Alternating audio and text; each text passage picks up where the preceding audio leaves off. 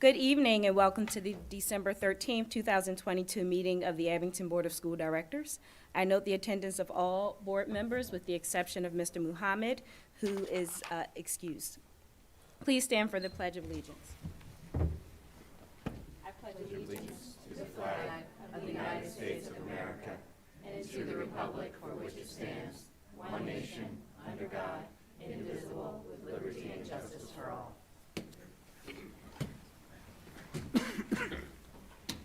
Thank you. The Abington Board of School Directors has convened this evening's meeting at the Administration Building, and the public is welcome. In consideration of the health and safety of the school community, this meeting is also being broadcasted live on the Abington School District YouTube channel.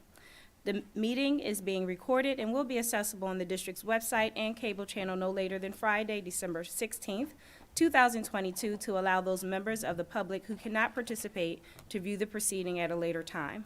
Comments from citizens will be conducted in person and by phone. Information regarding participating remotely in public comment will be displayed on the screen at the time of public comment, and the board thanks the public in advance for your cooperation.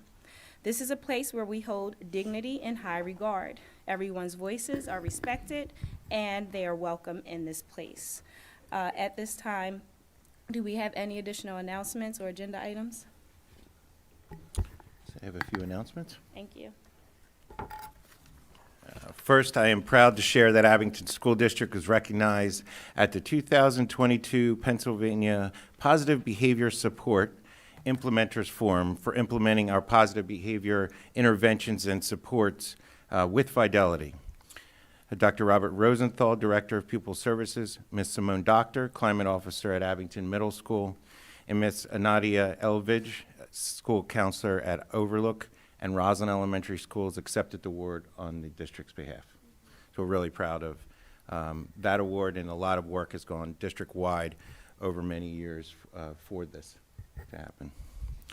Next, in addition, I'd like to recognize our students of the Modern Music Makers at Abington Senior High School, also known as M3, who had the special opportunity of performing in the concourse of the Wells Fargo Center during the Flyers game against Colorado on December 5th. They played the game before the game, also during intermission, which allowed them to perform for audiences outside of the Abington School District community.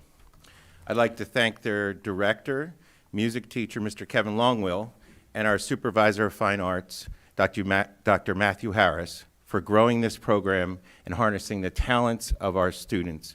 And I would like to congratulate these creative young adults on another fantastic performance. As some of you may be aware, I also had the opportunity to perform with some of these students, musicians, during their inaugural Winter Jam concert held at the Senior High Auditorium on Saturday night. I was truly impressed by their abilities, and I thank them for letting me join them, and I'm humbled by the experience. Thank you. Thank you. At this time, any opening comments from my fellow board members? Mr. Allen? Nothing, thank you. Ms. Frazier? Yes, I'd just like to say that behind the scenes, Abington Educational Foundation, they're planning for some really interesting events over the next couple of years, so stay tuned. Mr. Kay? Yeah, my real life outside of here, I work at a retirement community, and I was lucky enough to have the Abington Senior High School chorale holiday performance at our community the other day. Lori Wolf brought them by, and I actually can't convey how wonderful they were. They not only did they lift the spirits of the place, but they kind of lift the roof off the dump. They were phenomenal. I mean, they were just phenomenal, not only with the way they were singing, but going down into the audience and connecting with the residents. As you may imagine, COVID's been very difficult on our seniors in the community, and to have events like this where they can connect with young people means a huge amount to them. It was everything. Everyone was talking about it for days. Highlight of the season so far, and it was really appreciated. Matter of fact, I got calls from residents who want to send thank you notes to the kids and the whole thing. So I just want you to know that they are a wonderful group of kids. They're led by great staff, and what they're doing means a lot to the community. I hope they continue. That's awesome. Dr. Mowry? That's a great way to start our final meeting of 2022. Welcome, everybody. Thank you. Ms. Glasser? Ms. Fazy? Nothing at this time. Dr. Kleiman? No, thanks. All right. At this time, we'll move forward with student council representatives. Thank you, Ms. Brown. I'd ask Emma Brown from Abington Senior High School to please come forward.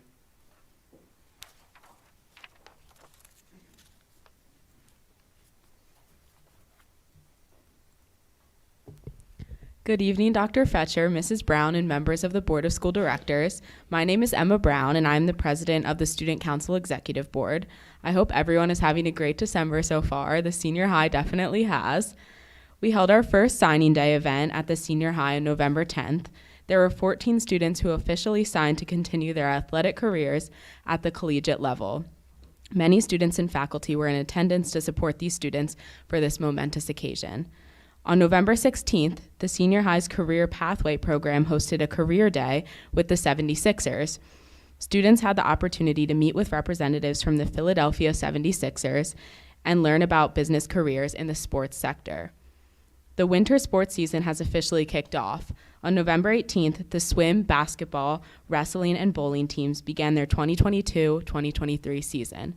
Good luck to all of the athletes and coaches. Also, a big congratulations to the 46 fall sport athletes who earned the Suburban One All-League recognition for the 2022 season. November 20th was an exciting day for the Abington cheerleading team as they competed at the UCA Northeast Regional Competition, where they earned 2 bids to the 2023 National High School Cheerleading Championship. They also earned first place in the Super Varsity Non-Tumbling Game Day Division with a score of 92.2 points. On December 5th, the Abington girls basketball team beat both Westchester, Ruston, and Souderton at the annual Jim Church Classic Tip-Off Tournament. The team won the tournament, and a special congratulations to Jordan Reynolds, Piper McGinley for all their tournament selections, and to Sire Worley for her MVP performance. Way to go, girls. On December 7th, the Foundations of Innovation classes began their micro-internship program.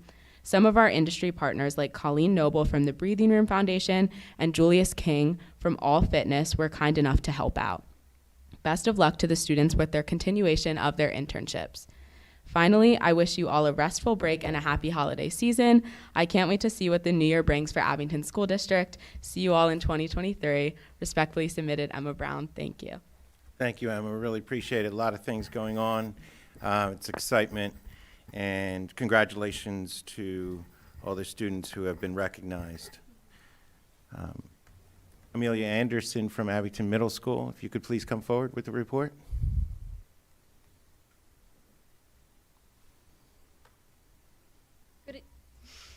Good evening, Mrs. Brown, Dr. Fetcher, and members of the Board of School Directors.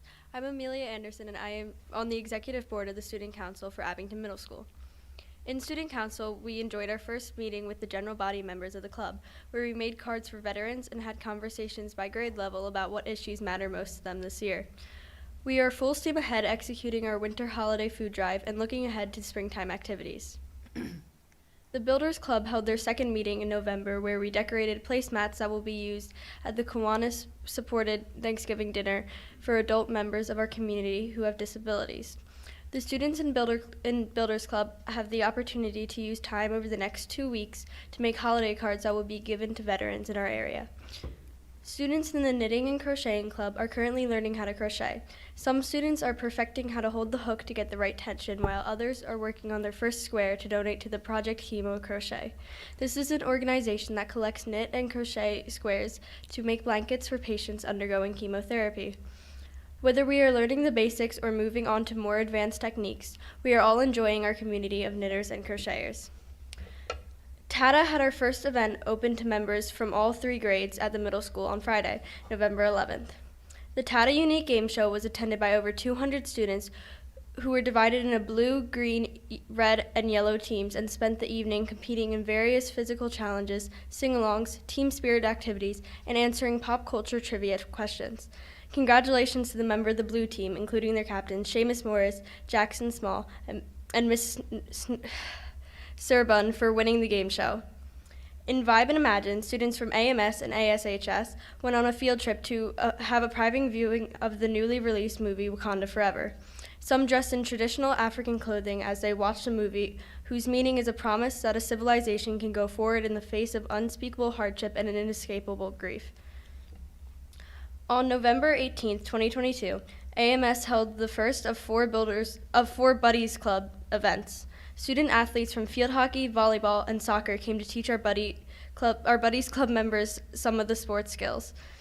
The Buddies Club is a club created to promote inclusions of our special education students with a variety of school community activities, including athletes, the dance club, grade level peers, and staff. Over 35 students and staff participated in this fun event of inclusion and sportsmanship.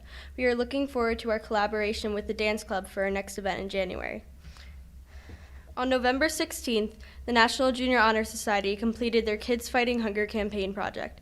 The NJHS members concluded their month-long food drive by gathering to organize donations collected from our very generous community in over 300 full belly bags, which will be going directly to children and families in Montgomery County experiencing food insecurity through our partnership with the Giving Tree Foundation and Giant Food Stores.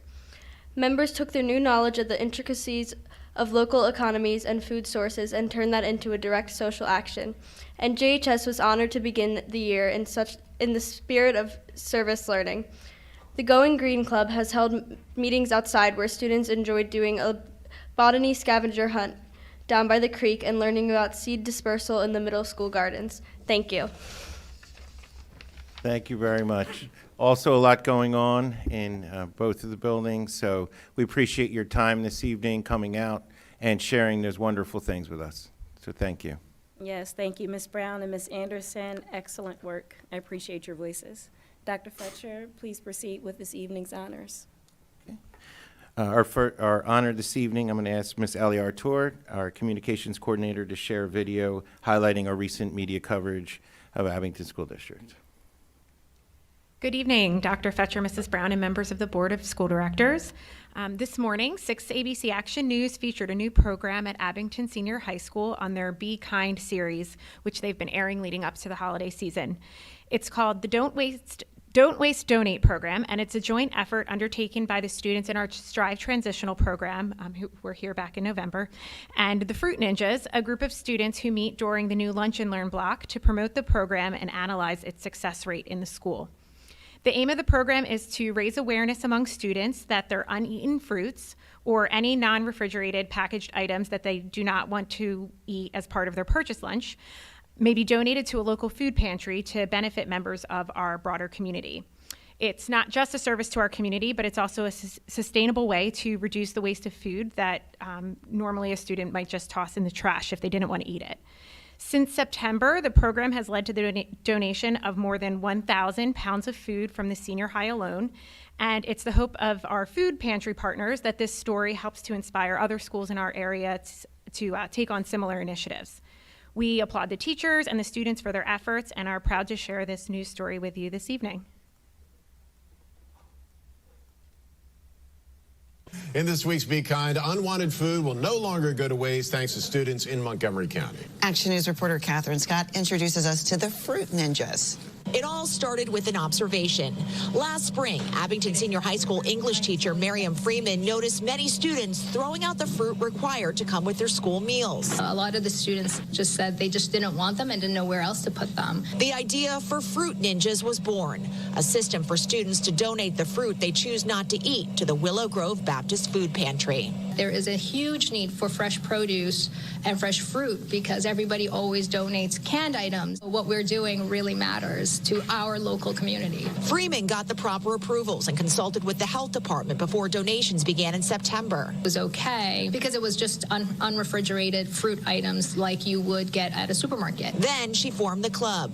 The Fruit Ninjas focus on marketing the program, designing posters and advertisements. Even I donated stickers to ensure visibility so students students are aware of this opportunity. Makes the students donate it more and say, oh my God, I'm making a big impact by donating this little fruit. This is a constant service opportunity that you could just do whenever you want, how much or little you want. The Fruit Ninjas even analyzed the collection box placement to try to figure out the best spot to maximize donations. But Freeman needed help with collection.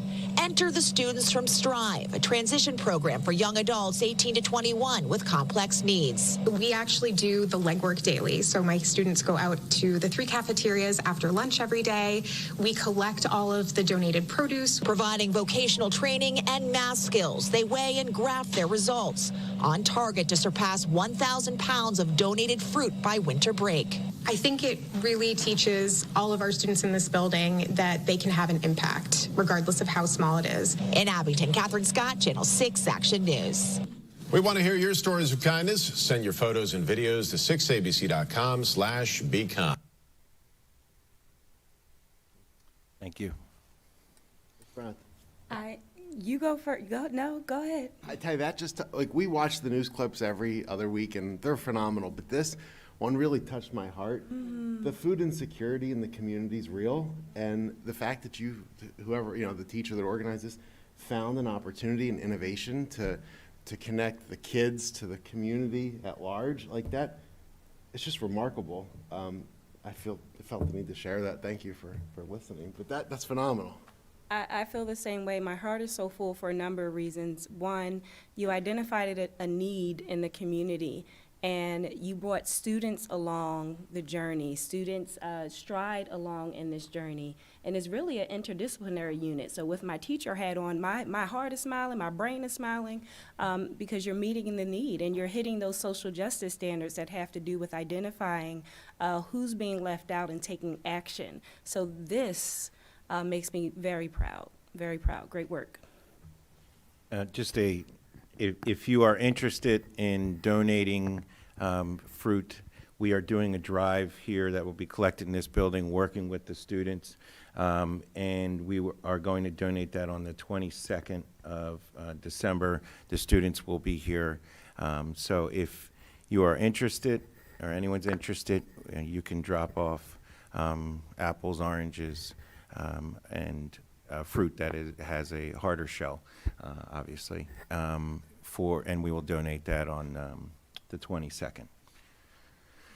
When you say here, you mean the administrative? Right in the administration building, Thanks. 970 Highland Avenue, in case someone's watching from home.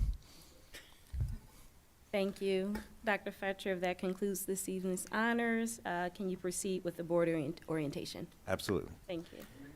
At this time, we're going to present our student achievement data, including the PA Future Ready Index for 2021-2022.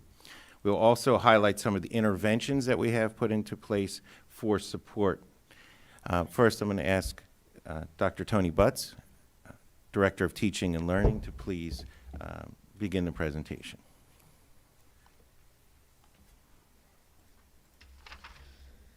Good evening, Mrs. Brown, Dr. Fetcher, and the Board of School Directors. Annually, the Pennsylvania Department of Education, as a requirement for the federal legislation known as the Every Student Succeeds Act, or ESSA, publishes the Accountability and Achievement Report for each school in the Commonwealth. This report is known as the Future Ready PA Index.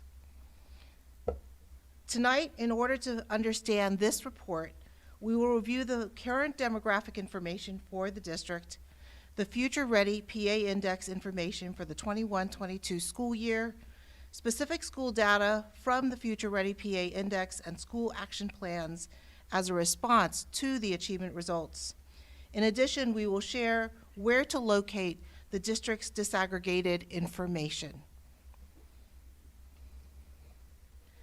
First, let's review the district demographic information to be better able to understand the context of school performance during the 21-22 and the start of the 22-23 school year.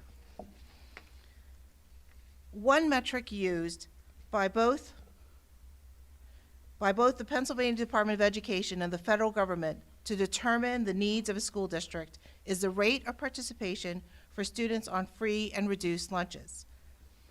When reviewing the percentage of students participating in the free and reduced lunch program, we note that the district average grew from 26.24% to 31.87%, which is an increase of 5.63% from October 2021 to October 2022.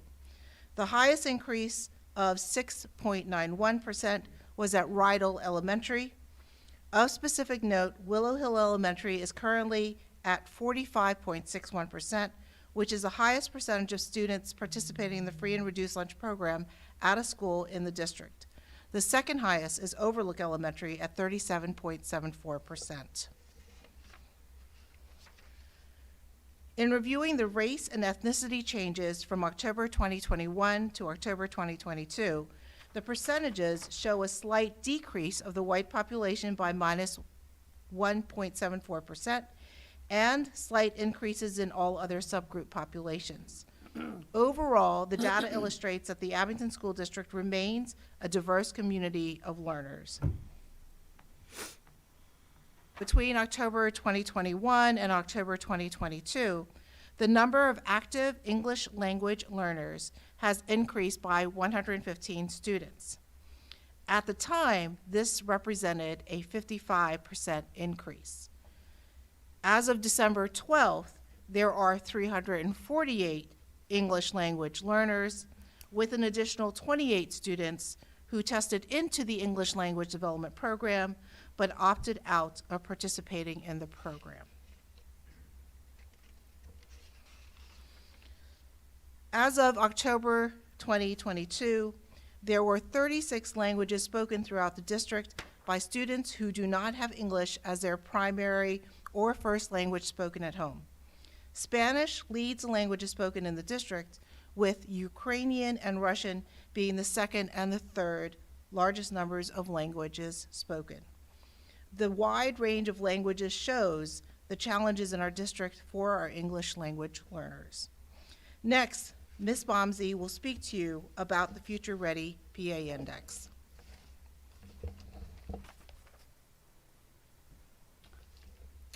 These are the indicators included in the Future Ready PA Index, or FRPI. The indicators are in 3 categories: state achievement measures, on-track measures, and college and career measures. Those asterisks are required for Every Student Succeeds Act accountability and will be the ones we focus on for this presentation. Let's begin with one of the state assessment measures, which is the percent of students proficient or advanced on the Pennsylvania System of School Assessment, or PSSA, the Pennsylvania Alternate System of Assessment, or PASA, or a Keystone exam. Students take the PSSA in grades 3 through 8 and the PASA in grades 3 through 8 and 11. And for the Keystone, they take the Keystone following a Keystone-related course, algebra, English, or biology. For the high school, the FRPI Achievement Indicator reflects the performance of students when they are in grade 11, regardless of when they took the Keystone. Their score is banked until they reach grade 11. For all schools and all assessments, we are required to include 95% of the students in the calculation of proficiency, regardless of whether or not they took the assessment. For example, if 100 students were required to take the test, but 50 of those students opted out, the calculation of proficiency must include all 100 students, even though 50 did not take the test. Those 50 who opted out are considered not proficient. Continuing with this example, if all 50 students who did take the test were proficient, the calculation for FRPI would be 50 over 100, or 50% proficient, whereas the calculation of the students that took the test would be 50 over 50, or 100% proficient. For this reason, we are providing with you the following slides, which show you the impact of less than 95% participation on our achievement scores. This slide shows the performance in the PSSA, PASA, and English Language Arts, and the Keystone Literature exam. The smaller chart on the right shows you the participation rate of each school in the assessment. The line at the top is our required 95%. The bars represent each school's participation. All of the bars are below 95%, with participation at the high school on the literature exam at about 50%. The larger chart shows the percent proficient or advanced on the exam. The blue bar is the percent of students who actually took the exam and were proficient. The red bar is the FRPI accountability indicator, which includes the 95% participation. The black line at 54% is the statewide average on the assessment. You can see that all test takers are above the state average. The senior high was most impacted by the less than 95% participation, but there was a negative impact on all of the schools. Here is the same information for the PSSA, PASA, and Keystone and the Algebra Keystone. Once again, all of our schools were impacted by the requirement of 95% participation, as you can see on the smaller bar chart on the right. Please note that the participation rate and the FRPI data for the Algebra Keystone is still being processed by the Pennsylvania Department of Education and is not available at this time. The statewide average is indicated by the black line at 36%. The junior high school scores are below the state, and you will hear later in the presentation some of the actions being taken to improve performance. Finally, this is science and biology. At the high school, there were only 38 students out of 619 who were required to take the biology keystone. This is because most of the students took the biology course when they were in grade 9 during the coronavirus shutdown. And this was a time when the test was waived for students. The 38 students who were required to take the test had not taken biology in grade 9. Only 15 of the 38 participated in the assessment, so this is really not a very valuable representation of how our students would perform in the biology keystone. Dr. Butts will continue describing the FRPI indicators.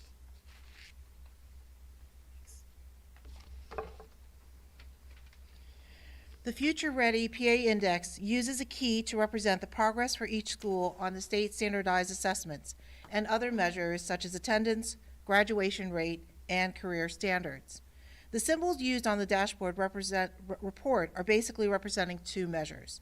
The first measure is one that compares last year's results to the current year's results and notes whether the result has increased, as shown with an arrow pointing upward. A circle illustrates performance that has stayed the same, and results that have decreased represented by an arrow pointing downward. The second set of results is a color-coded system. The three colors used are blue, green, and red. Blue represents performance that either meets or exceeds statewide goals. The green color represents results of performance that meets or exceeds interim target goals. The color red represents results of performance that does not meet statewide or interim target goals. As part of the Future Ready PA Index, each school has interim target goals to meet or to exceed in the areas of the percentage of students who were proficient or advanced on the PSSA or Keystone examinations. Abington schools saw increases in performances for the percent proficient and advanced from the 2021 to the 21-22 school years in one or more content areas.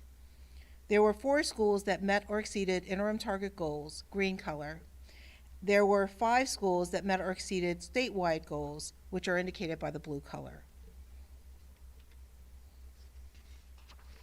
In addition to the percent proficient and advanced, meeting annual growth expectations are another data set that is part of the Future Ready PA Index.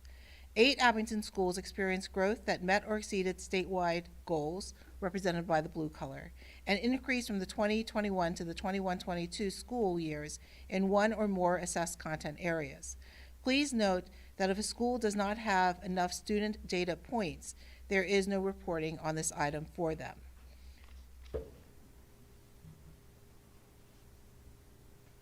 The indicator for English language growth and attainment is measured through the Access for ELS assessment.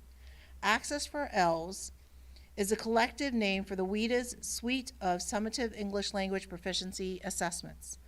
Access is taken annually by English learners in kindergarten through grade 12 in in WIDA consortium member states, of which Pennsylvania is a member. The term WIDA stands for World-Class Instructional Design and Assessment, and this assessment is given annually for our students. As with other measures on the Future Ready PA Index, there must be an end count of 20 in order for information to be displayed for this indicator. During the 21-22 school year, only Rydell and the senior high met the minimum number of students in their programs for data to be displayed. Next, Ms. Bomsey will review the attendance, career standards, and the graduation rate with you. The regular attendance indicator reflects the percentage of students enrolled for 90 or more school days and present for 90% or more of these days. Keep in mind that this is attendance during the 2020-21 school year, and this was when we were in hybrid instruction. The career standards benchmark indicator represents the percentage of students who have completed activities to satisfy career education and work standards. 6 activities are required in the grade 3 to 5 band. An additional 6 are required in grades 6 to 8, and an additional 8 activities in grades 9 to 11. The state average is 89.7, and the career performance standard is 98% of students meeting the career expectations. Most of our schools exceeded the standard. Willow Hill was red because their performance standard of 91.5% did not meet the standard. This indicator is the percentage of students who graduate with a high school diploma in a 4-year cohort group. This measurement is a lagging indicator and from the 2021 graduates. The high school rate of 96% is an increase from the 95.3% the previous year, well over the state average of 86.7 and above the statewide goal of 92.4. And now Dr. Viola will introduce the elementary school's plans for school improvement. Good evening. Annually, each of our schools develops a Getting Results plan that identifies areas of strength and challenge based on analysis of multiple data sets, such as state and local assessment data, discipline, attendance data, and more. They work with school teams to develop school goals, and those goals drive the professional development focus, the instructional planning, and the ways that supports and services are delivered in each building. The Department of Teaching and Learning works closely with each school to move forward district and school initiatives that support their school's goals. For example, this year, the Teaching and Learning Department has focused heavily on professional development in mathematics. The elementary principals will share highlights of their school's progress as well as some of the action steps they are taking in their schools this year for continued school improvement and student achievement. We will begin with Ms. Fatima Rogers, the principal of Copper Beach.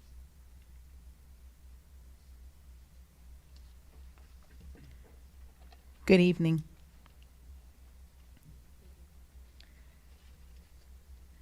Copper Beach Progress and Growth shows all student groups exceeded the growth standard in ELA, math, and science.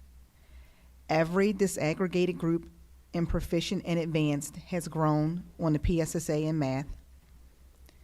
Copper Beach performed above the state average on ELA, math, and science in PSSA, and students with disabilities grew in ELA. What are the action steps that we are taking at Copper Beach? This year, we are focused on using data to drive decisions that we make instructionally. For example, teachers work collaboratively to develop strategies that they would use to teach specific anchor standards that show the strengths and weaknesses from the PSSA. Teachers are also using data to meet their students' needs. Our second bullet, this year, we increased the frequency of WIN time for both ELA and math support. WIN is what I need. During WIN time, students are grouped for guided instruction tailored to their specific needs, and learning centers focus on reinforcing skills students need.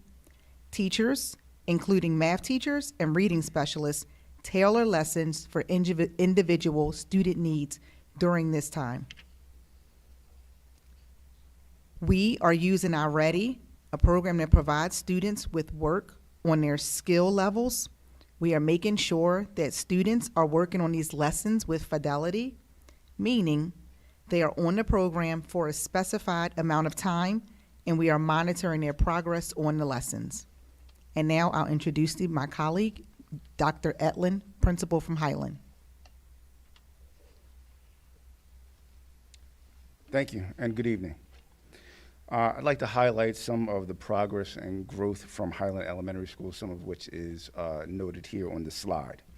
Our all-student group exceeded the growth standard in English language arts, math, and in science. Our Black student group made substantial progress in their achievement as defined by their performance on the Math PSSA from 2021 to 2022. And the performance of our students who performed at the advanced level on the Science PSSA is well above the state average. Some of the action steps that we are taking at Highland to improve student performance are enhancing teacher capacity to utilize and implement guided math instruction, which is a structured way to differentiate instruction, to target specific areas of student need as evidenced by their performance on their unit test and iReady. There will be an increased focus on iReady usage during win time to ensure that there is a maximization of student learning experiences and students taking ownership of their own progress. So students will be tracking their progress on the number of lessons completed and the number of lessons passed. There will also be an increased focus on building background knowledge and vocabulary exposure, which are critical foundational skills, with a specific focus on students in Tier 3 using English Language Arts unit tests to monitor their performance. I'd now like to introduce Mr. Dan Oldham, principal of McKinley.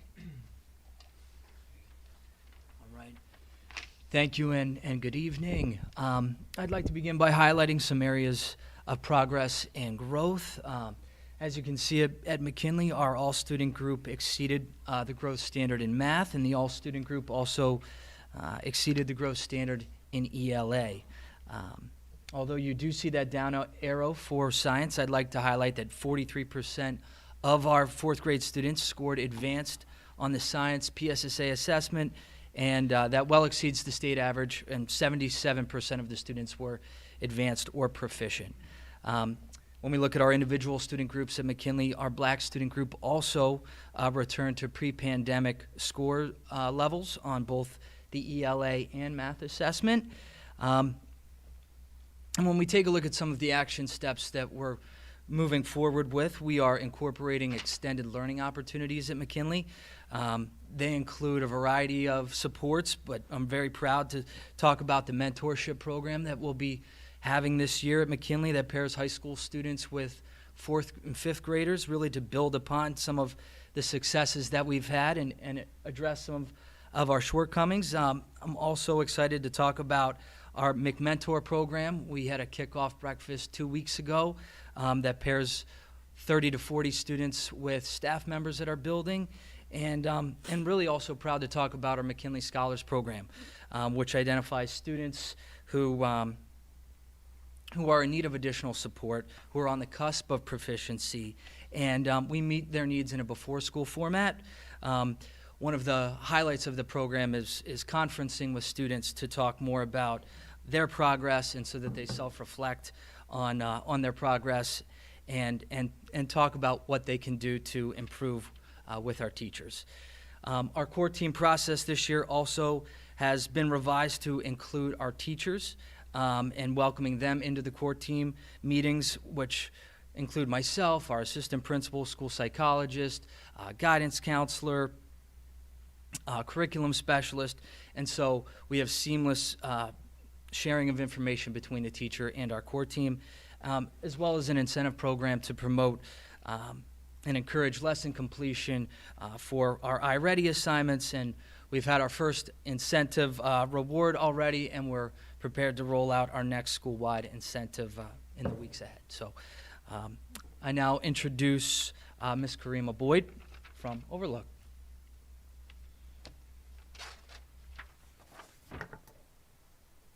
Good evening. I would like to share a few things from Overlook about our growth and our progress. One thing I would like to share with you is that our all-student group exceeded the standard, demonstrating growth in ELA, math, and science. The economically disadvantaged disaggregated group increased their performance from 80% to 100% from 2021 to 2022, meeting the annual growth in ELA. In addition, the number of advanced and proficient students in grades 3 to 6 increased in ELA, math, and science on the 2022 PSSA. Some of the action steps that we're taking at Overlook is the implementation of the guided math instruction, focusing on mathematical discourse to promote differentiation in small group settings based on iReady and PSSA data. Last year, the district as a whole also focused on professional development that focused on mathematical discourse, in addition to making sure that teachers are adequately equipped and receive professional development with guided math instruction. In addition, at Overlook, we are monitoring student progress on iReady in both ELA and in math to plan for individualized teacher-assigned instructional paths to increase student achievement. We are aligning this not only with the data that we are receiving from iReady and the Acadians, but also with our unit test data for math and ELA. Therefore, students are not only getting the path from their diagnostic path from iReady, but also individualized instruction from their teacher based on data. Last but we are also providing explicit direct instruction with a reading specialist, curriculum specialist, or math teacher to students who scored below benchmark on Acadian's measures and iReady diagnostic. In addition, Overlook will be offering a 12-week PSSA prep club focusing on test-taking strategies and grade-level eligible content and strategies. This club will not only be for students who are scoring basic, and we're trying to push them proficient, but this will also be an academic club or an enrichment club for students who are proficient and just need a little bit of push or guidance or help in order to make it to that advanced level. Thank you. I will now introduce Dr. Osborne, the principal of Roslyn.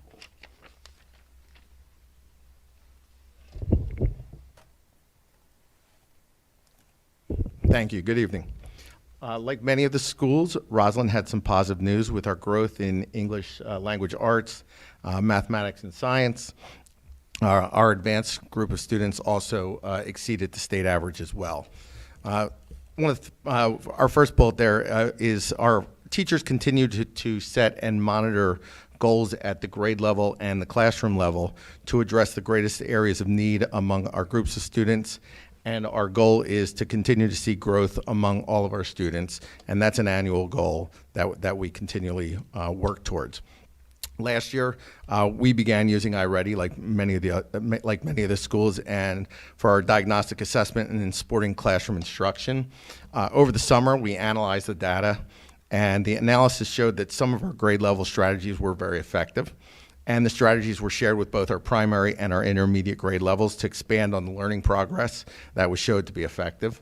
And in particular, we found that celebrating individual student success and students' personal tracking of their progress proved very effective as the students have ownership of their learning. And iReady, it learns the strengths and weaknesses of individual students, and it adjusts its questions to suit the needs of those students. And also, we are working with our teachers to increase their competency with the guided math instructional format, using small groups to increase children's math proficiency and to better meet the instructional individual needs of their students. Thank you. At this time, I'm going to ask Dr. Morgan from Rydell to join us. Good evening. Rydell recognized an annual growth score of 100 in math for the all group. We realize the need to continue working with our students on open-ended responses, so we have implemented a school-wide focus on strategies for open-ended response questions using a common graphic organizer, and we're using this with students in grades K through 5. Younger students get more assistance with the use of it. All subgroups increased the percent advanced and proficient in ELA from 2021 to 21-22. We will continue our focus on the instruction and usage of active reading to support comprehension, which will be reinforced during win time, and iReady usage for small group instruction and individualized pathways.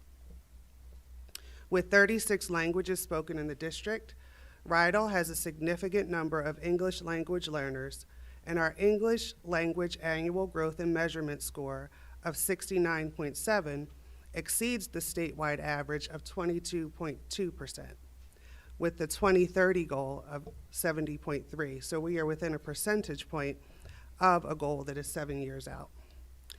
We will continue to provide push and support to English language learners to provide assistance in the classroom setting to build language acquisition and academic vocabulary. I now introduce Dr. Jordan, principal of Willow Hill.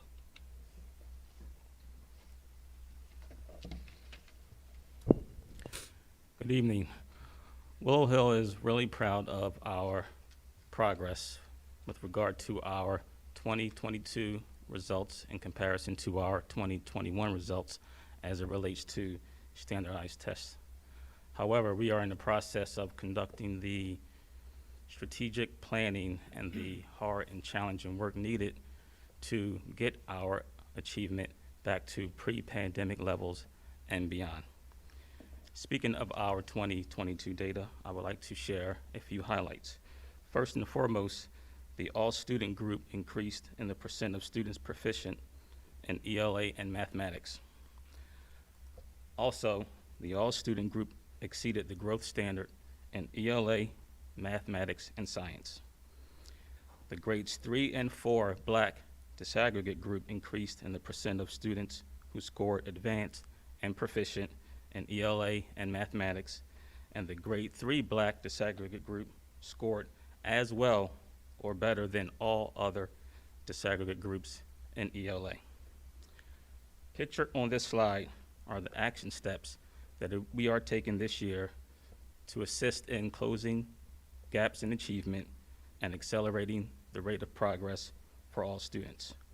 You've heard many of my colleagues speak to the guided math framework, which is a structure that differentiates learning centers based on iReady data, unit test data, quizzes, and teacher observations. This year, we are really concerned with a core group of our grade 3 students. I think we all can agree that our current grade 3 students represents the group most impacted by the pandemic. We have a core group of 3rd grade students who are really struggling with reading fluency. It was really disappointing because we supported this group throughout the previous school year and noted a lot of progress. However, our September 2022 benchmark data revealed that these students are still struggling with their fluency. I think we all know that the research suggests that by grade 3, all students should be reading fluently. Therefore, most grade 3 curriculum does not have a strong phonics and reading fluency component. Therefore, to support these students, we have given our teachers access to an intervention program called Words Their Way, which is an intervention program for fluency and spelling. So the idea is for teachers to use this program to support students during small group instruction. Once we conduct our benchmark assessments in January, it's our hope that we will note progress and we will be able to begin to peel back the usage of this program at grade 3. Finally, we are really focusing on phonics and fluency and intervention instruction. Traditionally, in September, we administer Acadience and iReady benchmark assessments. This year, we have added a third layer of diagnostic testing for students who score below benchmark on these two assessments. This third layer allows us to really peel back the layers and identify unique needs, beginning at the very early primary level with upper and lowercase letter names, vowel sounds, and consonant sounds.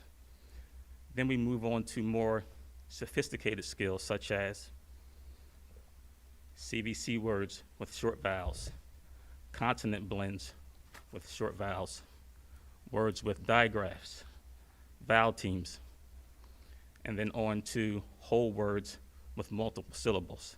So we're able to identify these really specific needs for students and group them accordingly so that we can provide rigorous intervention instruction during our ELA WIN pull-out sessions. And not pictured on this slide, we are happy to announce that we are bringing back our in-person comprehensive extended day instruction program, which is a healthy blend of enrichment and remediation programs for students in grades 3 through 5. So far, we have a literature circles group, which supports students in the areas of reading fluency and test-taking strategies. We have a mathematics enrichment club, which focuses on open-ended responses, critical thinking, and advanced problem solving. A science enrichment club, which is content-driven, also focuses on problem-solving skills. And then we have a Math 1000 club, which focuses on computation and math facts.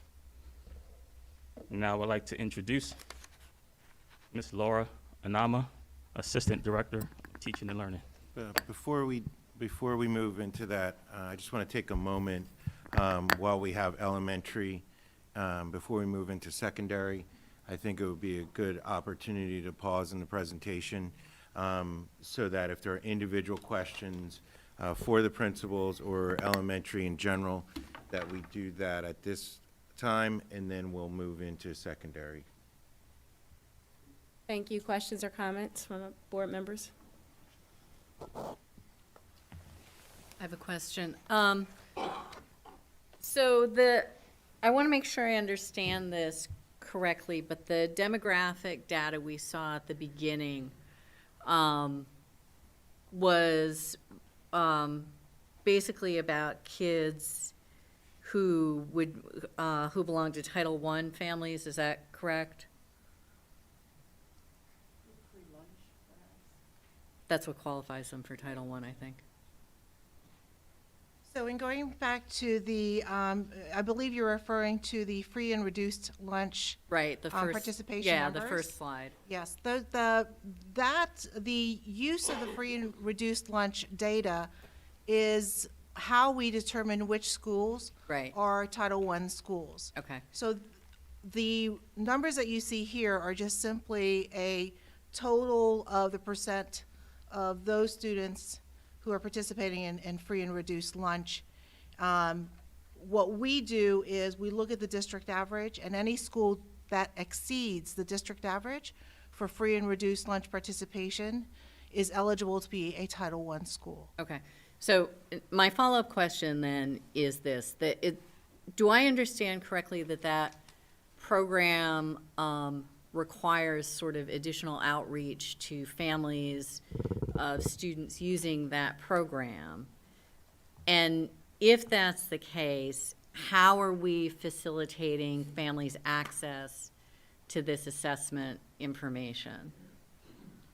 So if I understand you correctly, you're asking about participation within the free and reduced lunch program?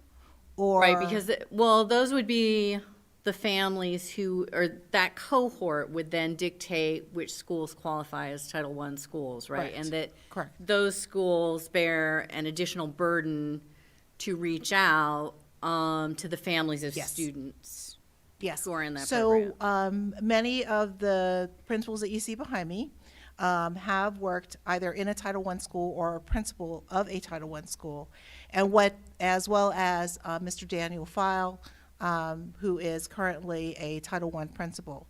They all have requirements to not only develop school-wide goal plans, but they also have a family engagement requirement.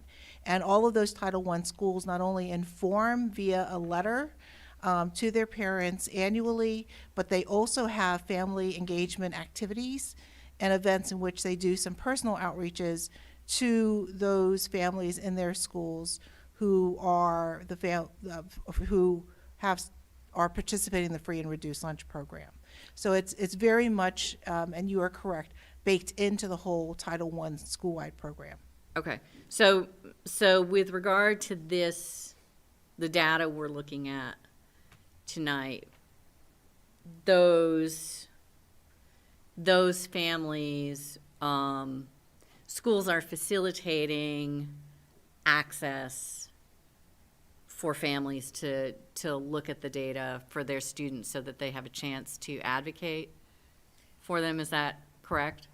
Okay, I see someone nodding there. Data is definitely part of the discussion. Okay. But I will also say that I think every child has a review of data with parent-teacher conferences. Okay. But And that's there done is every this kind marking of period. layering on an additional set of interactions, engagements, where data and discussions about student achievement take place. Okay. And Okay. is it possible for someone to give an example of one of your Absolutely. I'm activities? going to ask Just to make it more concrete. Dr. Etlin. I think I speak on behalf of all my colleagues. I think we do a lot in terms of outreach to our families. There is a specific push in terms of how we monitor and how we track the number of families that we actually reach out to as part of our Title I program. So I'm sure, again, I can speak for all of my colleagues. We have sign-in sheets for all of our parent engagement or parent workshops. As part of our Title I, or as part of being a Title I school, it's a requirement that we keep track of that information. We count the number of families that we're actually reaching out to, and we make a conscious effort in terms of increasing the number of families that we actually reach out to.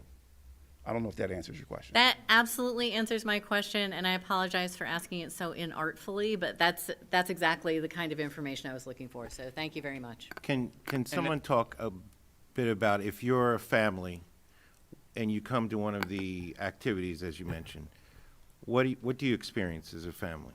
Yes, if I can add, at the very first Title I parent workshop of the school year for all Title I schools, in advance of that meeting, the parents of students who took the PSSAs the previous year, they received a parent report. And number one on the agenda for the first Title I workshop of the school year is assisting parents in comprehending the scores outlined in those parent reports. So it speaks directly to this data that you are seeing tonight. That's great. Thank you so much. To jump on top of Dr. Mowry's question there, like going forward with this, now that families don't have to, I don't know who I'm directing this to, Dr. Fetcher, don't have to complete the free and reduced lunch application for lunch because it's free for everyone now. Only breakfast. Only breakfast. Lunch is not free. Okay. I thought there was a meal waiver. Mr. Lionetti, do you want to explain? Did we not apply for like the meal waiver? For this year, the push is to have applications again to identify students for the free and reduced lunch program. The prior year, that was not a requirement. And we don't have at least for this year, except for seeing the Willow Hill data, schools that are in the community eligibility. Some Okay. schools reach community eligibility, and some entire school districts do. We don't, however, qualify for that. We'll be looking at Willow Hill for next year, given the numbers that we're seeing on the screen. So it depends on the school's free and reduced participation at a certain percentage for that waiver. For And- community eligibility determination. I think that's what the eligibility where it was a waiver for either the school-wide or for the district. For some reason, I was under the impression that we applied and qualified for that. That's my mistake. But so, going forward then, if, to make sure that families have access to knowledge to know that this exists, actually, I'm answering my own question because it's a non-issue. Never mind. No, just to clarify, I think it would be helpful, Ms. Bomsey, can you just go through some of the extra steps that we have taken? Don't worry about it. No, It's a non-issue because to communicate to parents and families.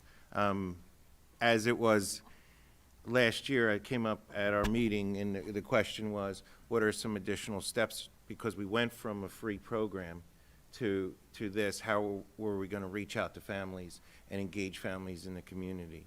So can you just Yeah, sure. speak briefly of some of the things that we did differently this year? Yes. So for this year, we started with communication before school was out in June, letting parents know that they had to apply, where to find the application. Then July 1, when the application became available, we let them know where it was.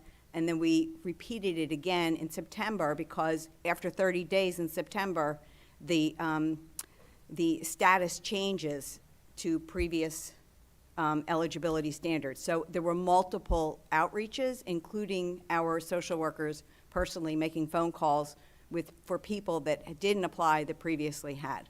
So you can see by the increase that we did have a lot of applicants for this year. Any other questions? I have a couple questions. Thank you so much for this presentation and for sharing not only the data, but what your plans are in response to it. I just have, I know that we just learned about Willow Hill having that third layer of data collection. I'm just curious, do all of the elementary schools, like what are there mid-year or periodic data collection mechanisms beyond just the PSSA tests? And then if you find that students have moved up or down, what happens? So yes, we actually will begin our mid-year assessments in January when students come back in the new year. And we do multiple benchmark and diagnostic assessments for all students, K through 5. Based on those results, schools will have data meetings to review the data, make some instructional decisions. They'll have grade level meetings with teachers to review their class data, and then they will decide what types of interventions and supports. So this is actually a time of year where there's lots of movement within our schools in terms of which students might see a support person for reading support, or a math teacher, or how a teacher might design their small group instruction within the classroom. Any other questions? Are you sure? Did you want to ask one? I can do, wait. but I like to wait. Go ahead. All right, so I wanted to address specifically the ELA data, and I'm glad to see schools kind of meeting those interim goals for growth. But I think if I remember from the slides, only 2 of the schools are exceeding the assessment measure in proficient and advanced for ELA. So I guess part of my question is kind of related to some of the stuff that some of the principals were describing, but that is, what opportunities are there outside of the classroom for students to reinforce their reading skills? I mean, when my kids were in 5th grade last year, they're not, they're in college. There were things like the Reading Olympics, there were other opportunities. So in addition to the teaching that was going on in the classroom, reading was getting reinforced and sort of celebrated in a lot of different venues for them. I'll share a few. Okay, and then great, if any thank of the you. principals want to add on. Yes, we have, we'll have Reading Olympics this year. Our Title I schools have a summer reading program where all students get a book to read over the summer. We have extended day programs. Some are before school, some are after school. These are federally funded programs that all schools have access to. We have One Book, One School, where schools will engage families in reading a common text, and then children will do activities within school and home.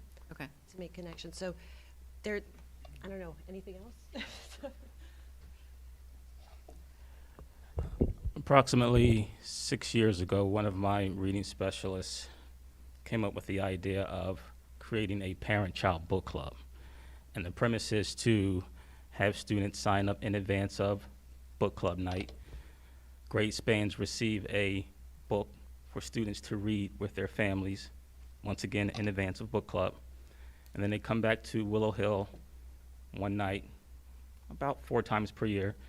We have light fare. I'll steal that term from Dr. Fetcher. Light fare on the front end of what we call literature discussions. And we have specialists and teachers work with students and families to facilitate literature discussions based on the books read in advance of book club. So that's just another opportunity to promote reading outside and beyond the school day. I commend you for that program. It sounds really wonderful.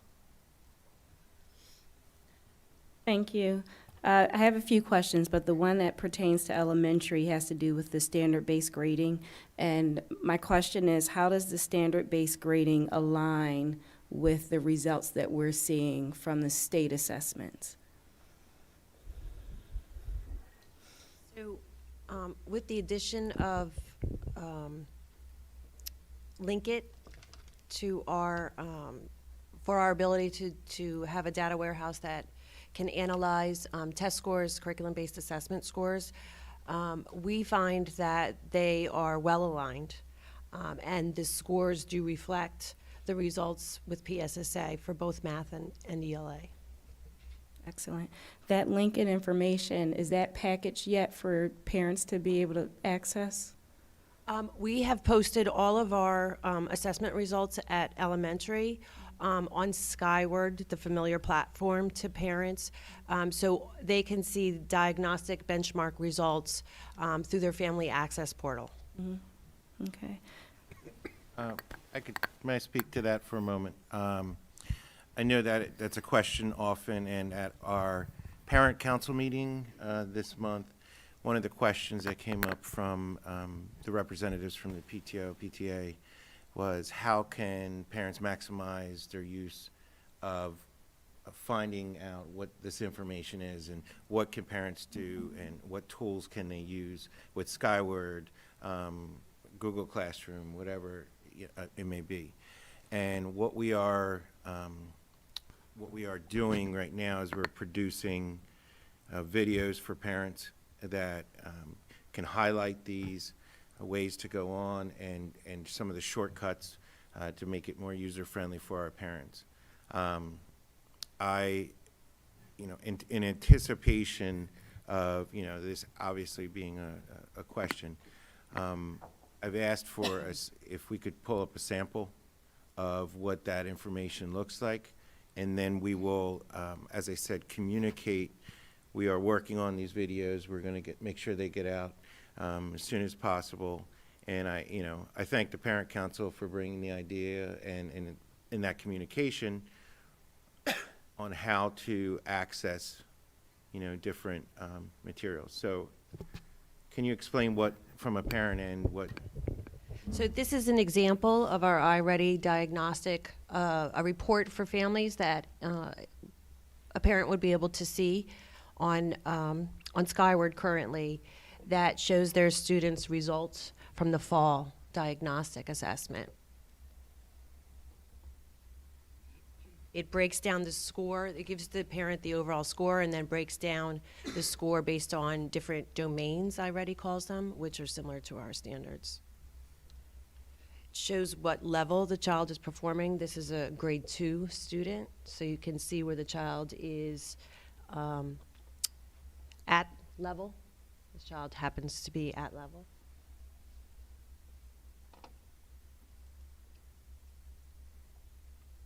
There's also a link which we have shared with parents, and we encourage them to use the iReady Family Resource Center, which has a lot of valuable information to fill them in about what kinds of activities, for example, iReady has for their child.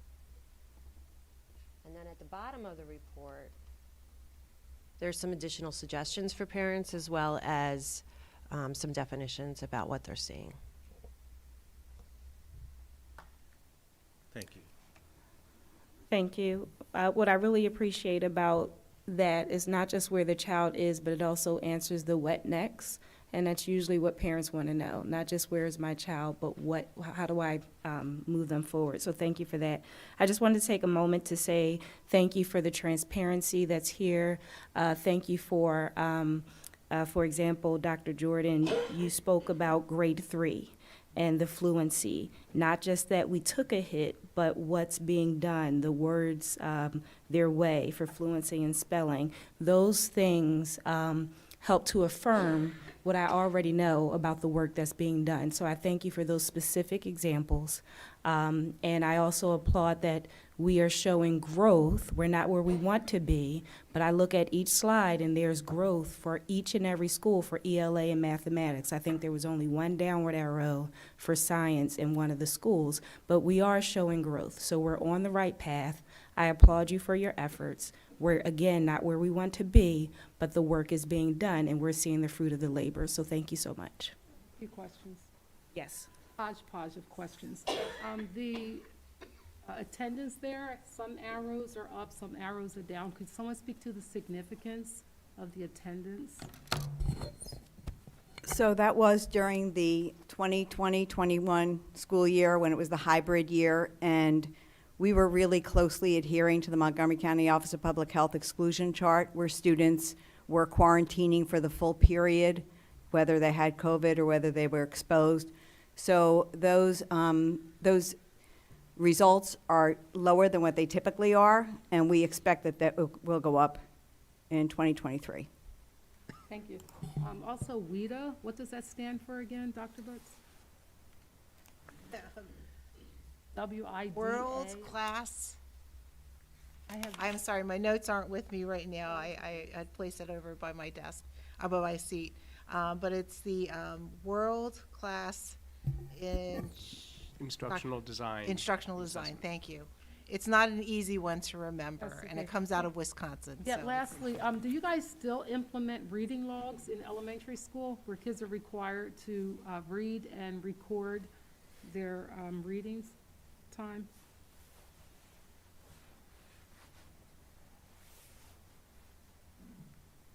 I think I can speak for most of my colleagues when I say that we all have a reading incentive program where we track either the number of pages or number of books that students read on a nightly basis, and to show evidence of reading those pages or books, students do fill out reading logs on a nightly basis as a part of their nightly homework assignments.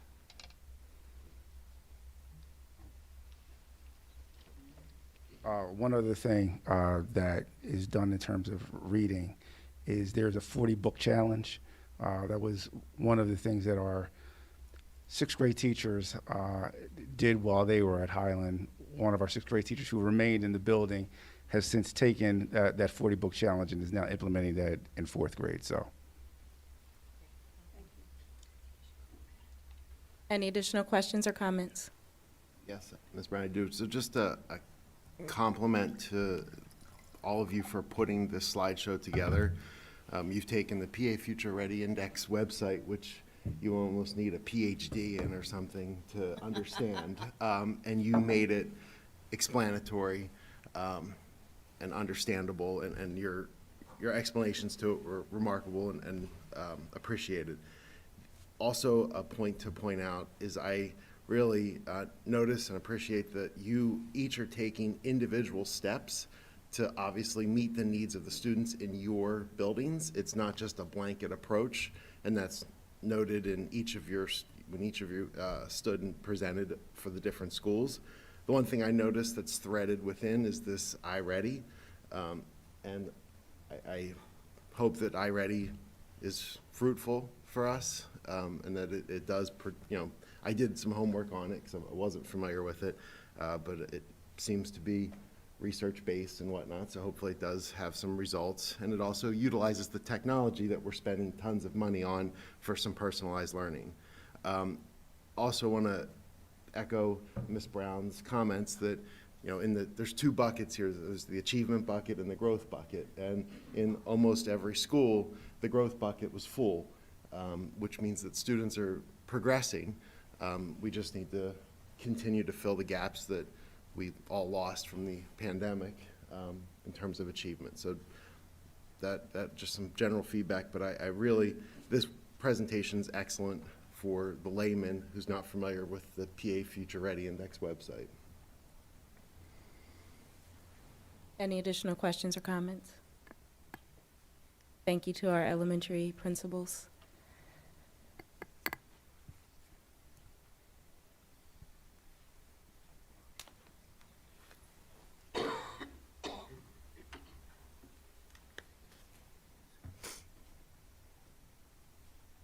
Good evening. So now we're going to transition to our secondary schools. Mr. File and Mr. Barrios will share in a moment their 2021-2022 data and then their 22-23 building initiatives. When you see the next slide, you're going to see Abington Junior High School, and we did not make a mistake. So the data is based on last year's configuration of schools. So Mr. File will be speaking about the 7th and 8th grade at the former junior high school, and Mr. Barrios will be speaking about the current seniors' best Keystone scores. So as Ms. Bomsey mentioned earlier, it is a rather complex set of data for our current seniors. Some of them started their Keystone exams before the pandemic in 2018-19 when they were in honors algebra as 8th graders. Many of them were exempt from the Keystones completely because they were 9th graders sitting in biology or algebra 1 in 1920 and testing did not occur.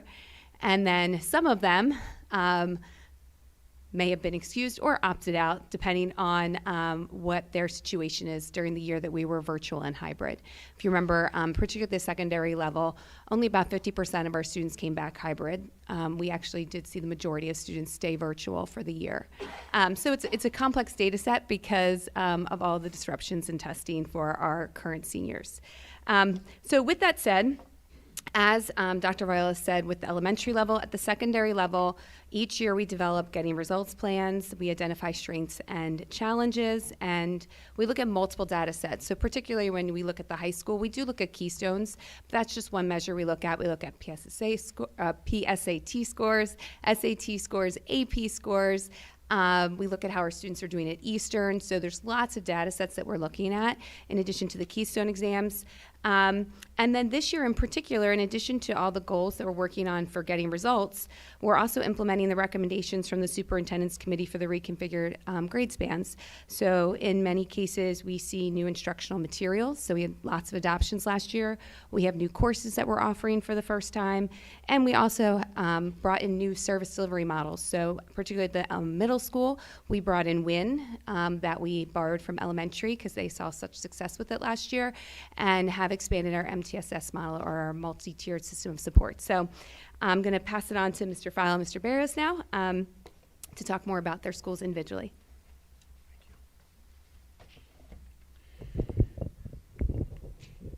Good evening. So we were able to see that science is headed in a solid trajectory. Our career standards were the best ever in the building at 98.6. However, it is obvious that we faced definite challenges.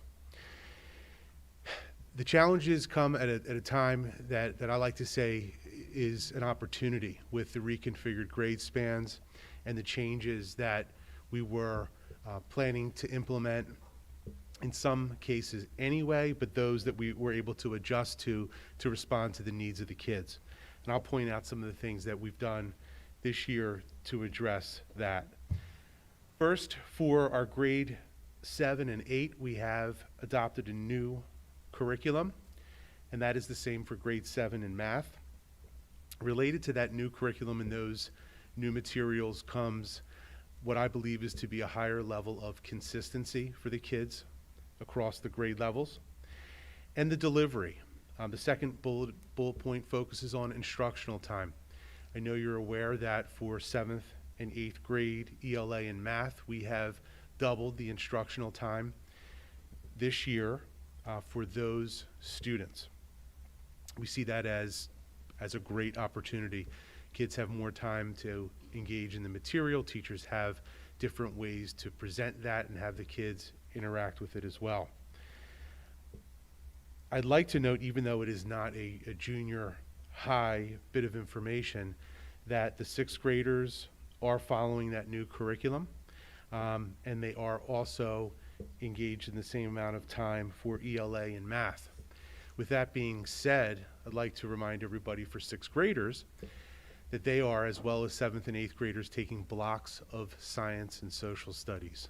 You probably are aware there are standards in reading, writing, and social studies, so the students are offered in grades 6, 7, and 8 additional opportunity and time in those subject areas.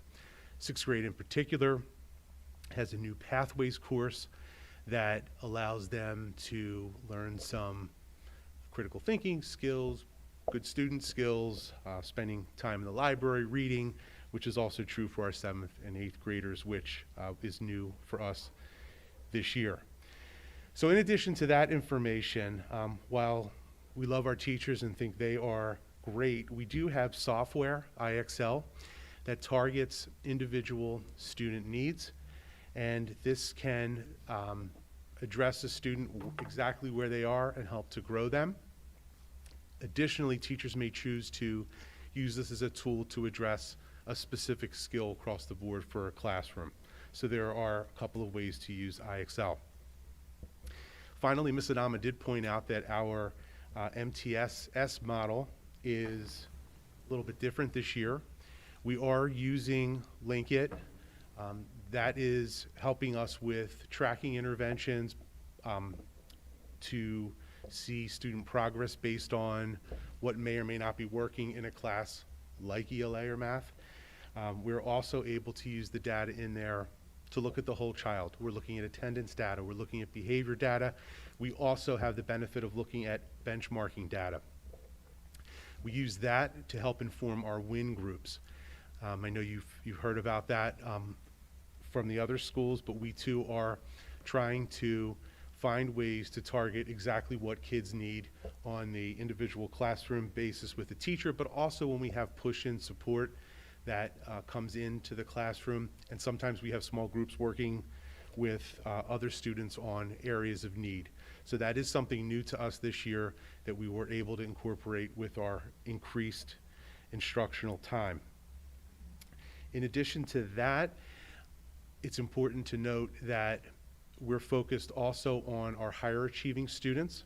In the past, growth has been an area of concern for our higher achieving students. This year we've used staff a little bit differently. We've had staff creating some new projects. We've had some staff pushing in to teach lessons. We've had some staff pushing in to work with small groups. So while we are very much focused on supporting the kids and getting them back up to where they need to be, we're also mindful of students who continue to flourish and finding ways to keep pushing them. I'd like to pass it over now to Mr. Berrios. Good evening. So we've explained tonight, the current scores before you are for the seniors. How it works is in the 11th grade year, we use the highest Keystone exam score. So our seniors have had a very, very fragmented testing cycle, to say the least. Some of our students took the Keystone algebra exam in 8th grade if they had honors algebra. The following year, we went out on we had a school closure due to the pandemic. So the 9th grade biology exam was not administered. The students were exempt. The students who take 9th grade college prep algebra, they were also exempt. The following year, we were out on, the first half of the year was remote instruction, then we had hybrid instruction. So the 10th graders would normally take the Keystone Literature exam in English 2. So if you look at the data set before you, we have 638 students. 12 were exempt. Exempt students can be exempted from the exam for religious or medical reasons. So now we're down to 626 students. Of the 626 students, 329 opted out, which left us with 297 students. Of the 297 students, 62% were proficient. Moving to biology, 638 students in a class, 584 were exempt because of the COVID year. So we had 54 students. They could have been transfer students, et cetera. Of the 54 students in the senior class, 36 opted out. Of the 18 who took the exam, 33% were proficient. You don't see the Keystone Algebra results on the screen before you because the students were in 8th grade when they took the exam. Again, they were the students who were in Honors Algebra 1. We do, however, believe that 200 of those students were proficient, but their scores are not reflected here, and that is currently under review with the Pennsylvania Department of Education. The current snapshot, is we just had a benchmark exam through Linkit for literature. 64% of the students were proficient or advanced. This is an increase from last year's score, which the first time we used the Linkit benchmark, 56% of the students were proficient or advanced. Moving on to algebra, 68% of our students were proficient or advanced on the first Linkit benchmark exam that they took. We continue to see strides with our IXL exam platform as well in English language arts and algebra respectively. The percentage of students scoring a 3 or higher on an AP exam increased from 67% in 2021 to 76% in 2022. We've also seen increases in students pursuing college-level work. For the 2023 AP exam testing cycle, over 790 students have registered for over 1,700 advanced placement exams. If a student scores a 3 or higher on an advanced placement exam, they increase their risk for earning college credit when they go on to university. Not all colleges and universities accept advanced placement credit, but a majority of them do. We've also seen an increase in a number of students taking dual enrollment courses. We have dual enrollment agreements with Stockton University, Gwynedd Mercy University, and the Montgomery County Community College. So these are college-level courses taught by Abington School District teachers, and students have an opportunity to sign up for dual enrollment. So we've seen an increase from last year, 22 students enrolled, to 36 students enrolled. So some action steps we're taking to increase student achievement at Abington Senior High School are we're going to continue to use our benchmarking tools and monitor that data and become more familiar with these platforms like IXL and Linkit. We're also going to increase English and Algebra 1 achievement and growth by consistently, again, using these platforms. We'll continue to design our rigorous unit exams and spiral these topics, in particular in algebra, and continue to analyze the results in order to provide remediation. We've designed and implemented a Keystone Scholars Program. And we use our reading teacher to pull students out during our bubble students, so those students who are on a cusp, to provide instruction and remediation. We're also implementing our Lunch and Learn program, so we have 3 learns during the week. So this reading teacher is meeting with students to provide enrichment and remediation as well. In addition, we have an after-school program for students to receive additional help in these areas. I'd like to ask Dr. Butts to please join us. Thank you, Mr. Barrios. Our last topic tonight is a reminder that disaggregated information is an important part of the school improvement process here at Abington. And I wanted to share with you that in addition to the Future Ready PA Index website, which was shared earlier with you this evening by Ms. Bomsey, we also have disaggregated information available on our Abington School District website. While we are not going to be spending a lot of time on the specific information here, because a future presentation is being planned to go over disaggregated information and our equity work, I did want to show you where this is located and some of the findings that we have.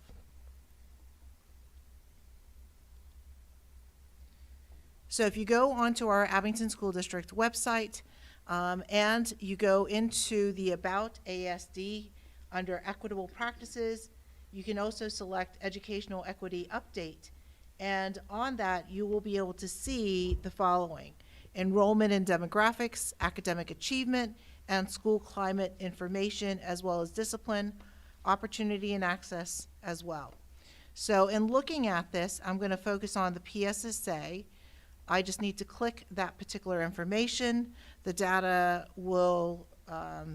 reports will show on the screen. You'll be able to scroll through the different types of reports.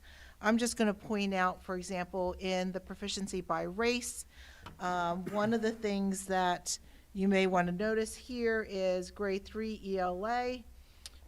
Some of the subgroup population results, when you compare them for the last 2 years, the 2021 to the 21-22, they're noted by different colors here.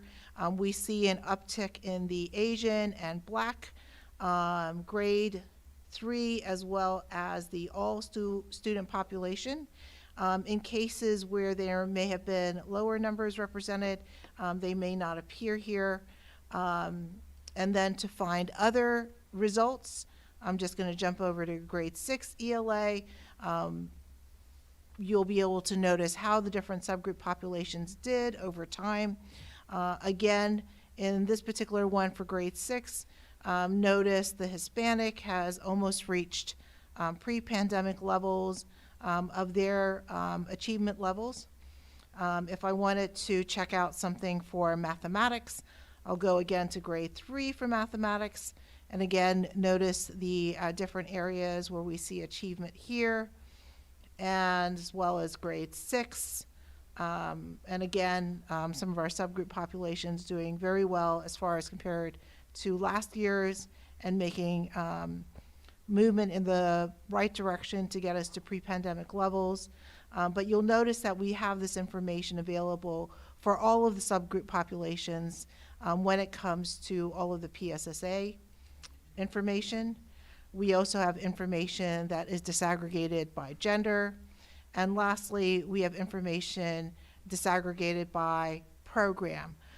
Program is a descriptor that will cover not only free and reduced lunch, which is noted here as low income, but also students who participate in the gifted, 504, LEP, special ed programs. One of the things that I wanted to show of note is within the low income, grade 3 ELA, we see improvements there. Just going to jump again to grade 6, a slight improvement as well for low income. And we will also notice, I'm just going to choose grade 6 mathematics. Again, we see an uptick of scores for the low income. But again, this information, as we get new information, is updated, and you'll be able to see all of the different data points on this particular website, as well as a Future Ready PA Index. Lastly, I just wanted to point out that all of our disaggregated information is something that all of our principals and our building leadership and teachers use when they develop their Getting Results plans. The Getting Results plans is what we call our school improvement plans that are done on an annual basis. A needs assessment and data analysis takes place in the development of those plans, and our principals work alongside with their administrative teams as well as with our teachers in developing goals based upon this disaggregated information. So at this point in time, I thank you, and we will take any additional questions. Questions or comments from the board? A general comment. Thank you to the secondary. Like I, fawned over the elementary. You guys were amazing too. I think back, like we say, like get back to pre-pandemic. But pre-pandemic, we still had a problem. We had huge gaps in our populations of students. So I'm happy to hear, like, we want to get back to pre-pandemic, but something I heard you say, Dr. Butts, that, that there's going to be another update in terms of equity and educational equity in the district.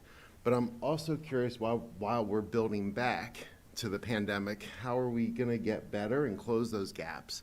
And what are the actual practices happening in the district around data and instruction to make instruction culturally relevant and engaging for students? Because once we get back to pre-pandemic, we're going to be faced with that problem still. And why not attack that now? And I'm sure that you are, but I'm very excited to hear what this presentation is going to be about equity in education. Yes, we wholeheartedly agree with you in that while there is this drive and desire to get back to where we were prior to the pandemic, we do recognize that there is a long journey ahead of us and that there are still goals to make sure that all of our students achieve at the same or better levels so that we close those achievement gaps. So in reference to, and I won't go into too much detail now, but we are still maintaining things that you've heard throughout this presentation. The word win is what I need, so it's a specific time during the day where we target our students who are in need.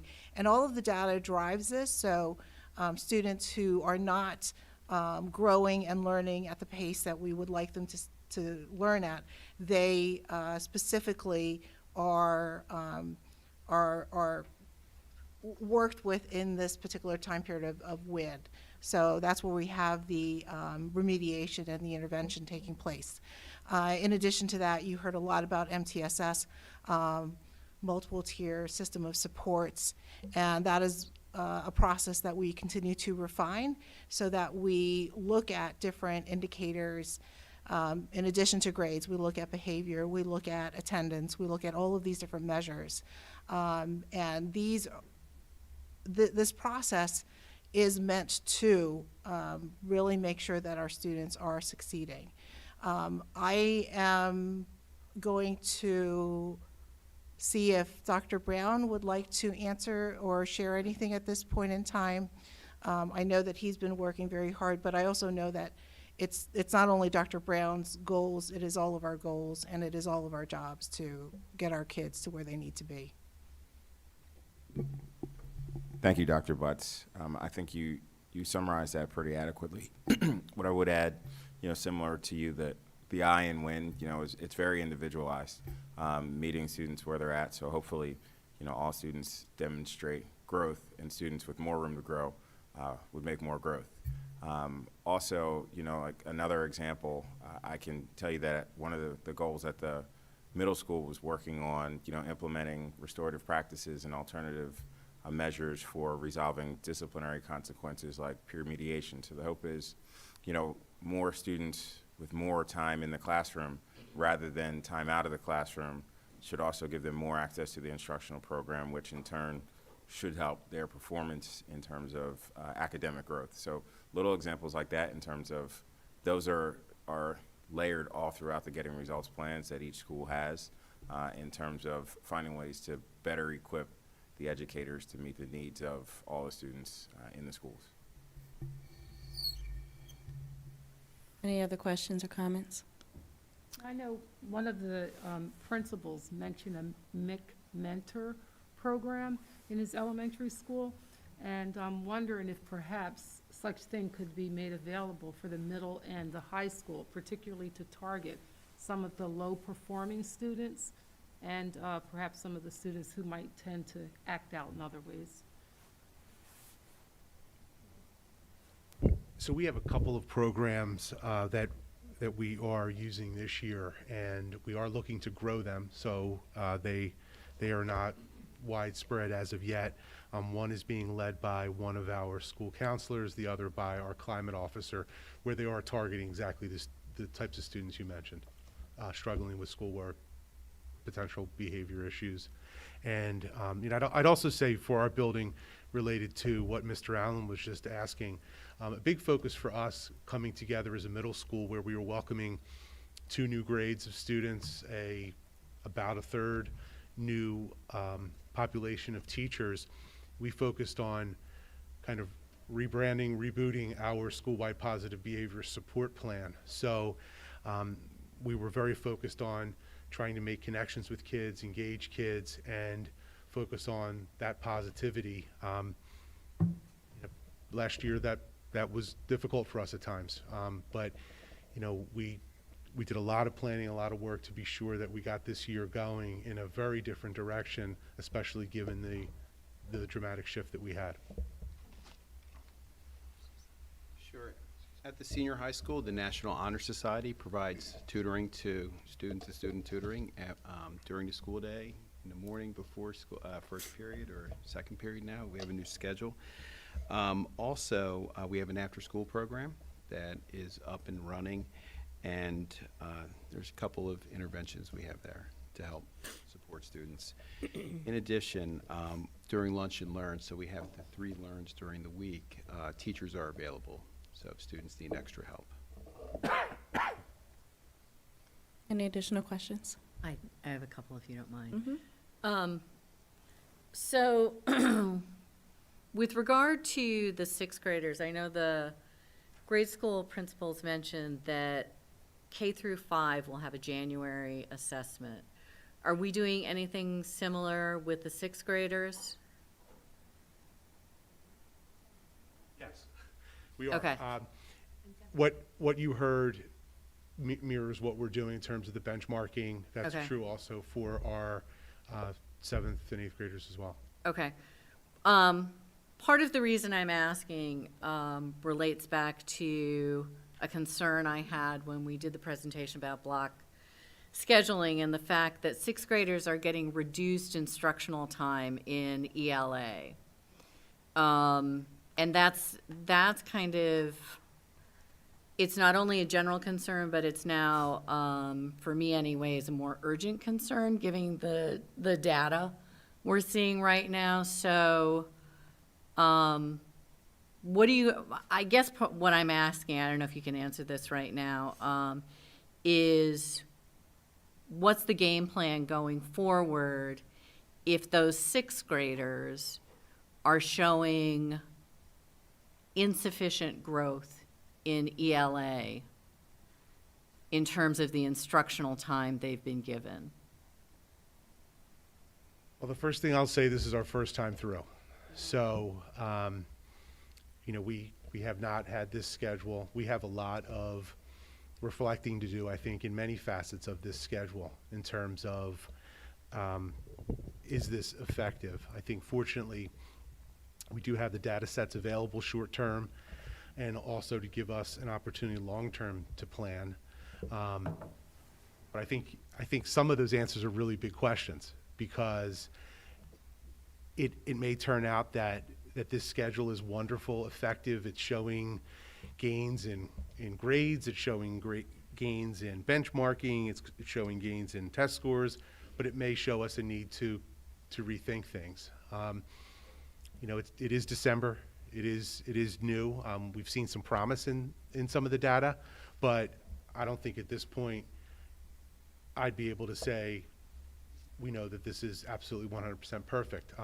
Is that specifically data related to ELA or just broadly speaking? With ELA and math, I think that's accurate. Yeah, so we have been monthly, so we pull the IXL scores once a month and look, and right now, actually, the 6th grade ELA scores, they're growing at 3 times what IXL would expect by month. So their monthly average growth is 3 times that expected of an average 6th grader. So that's a really good sign so far. We'll have our January benchmark, and that will tell us, that'll be our other, major thing that we can use.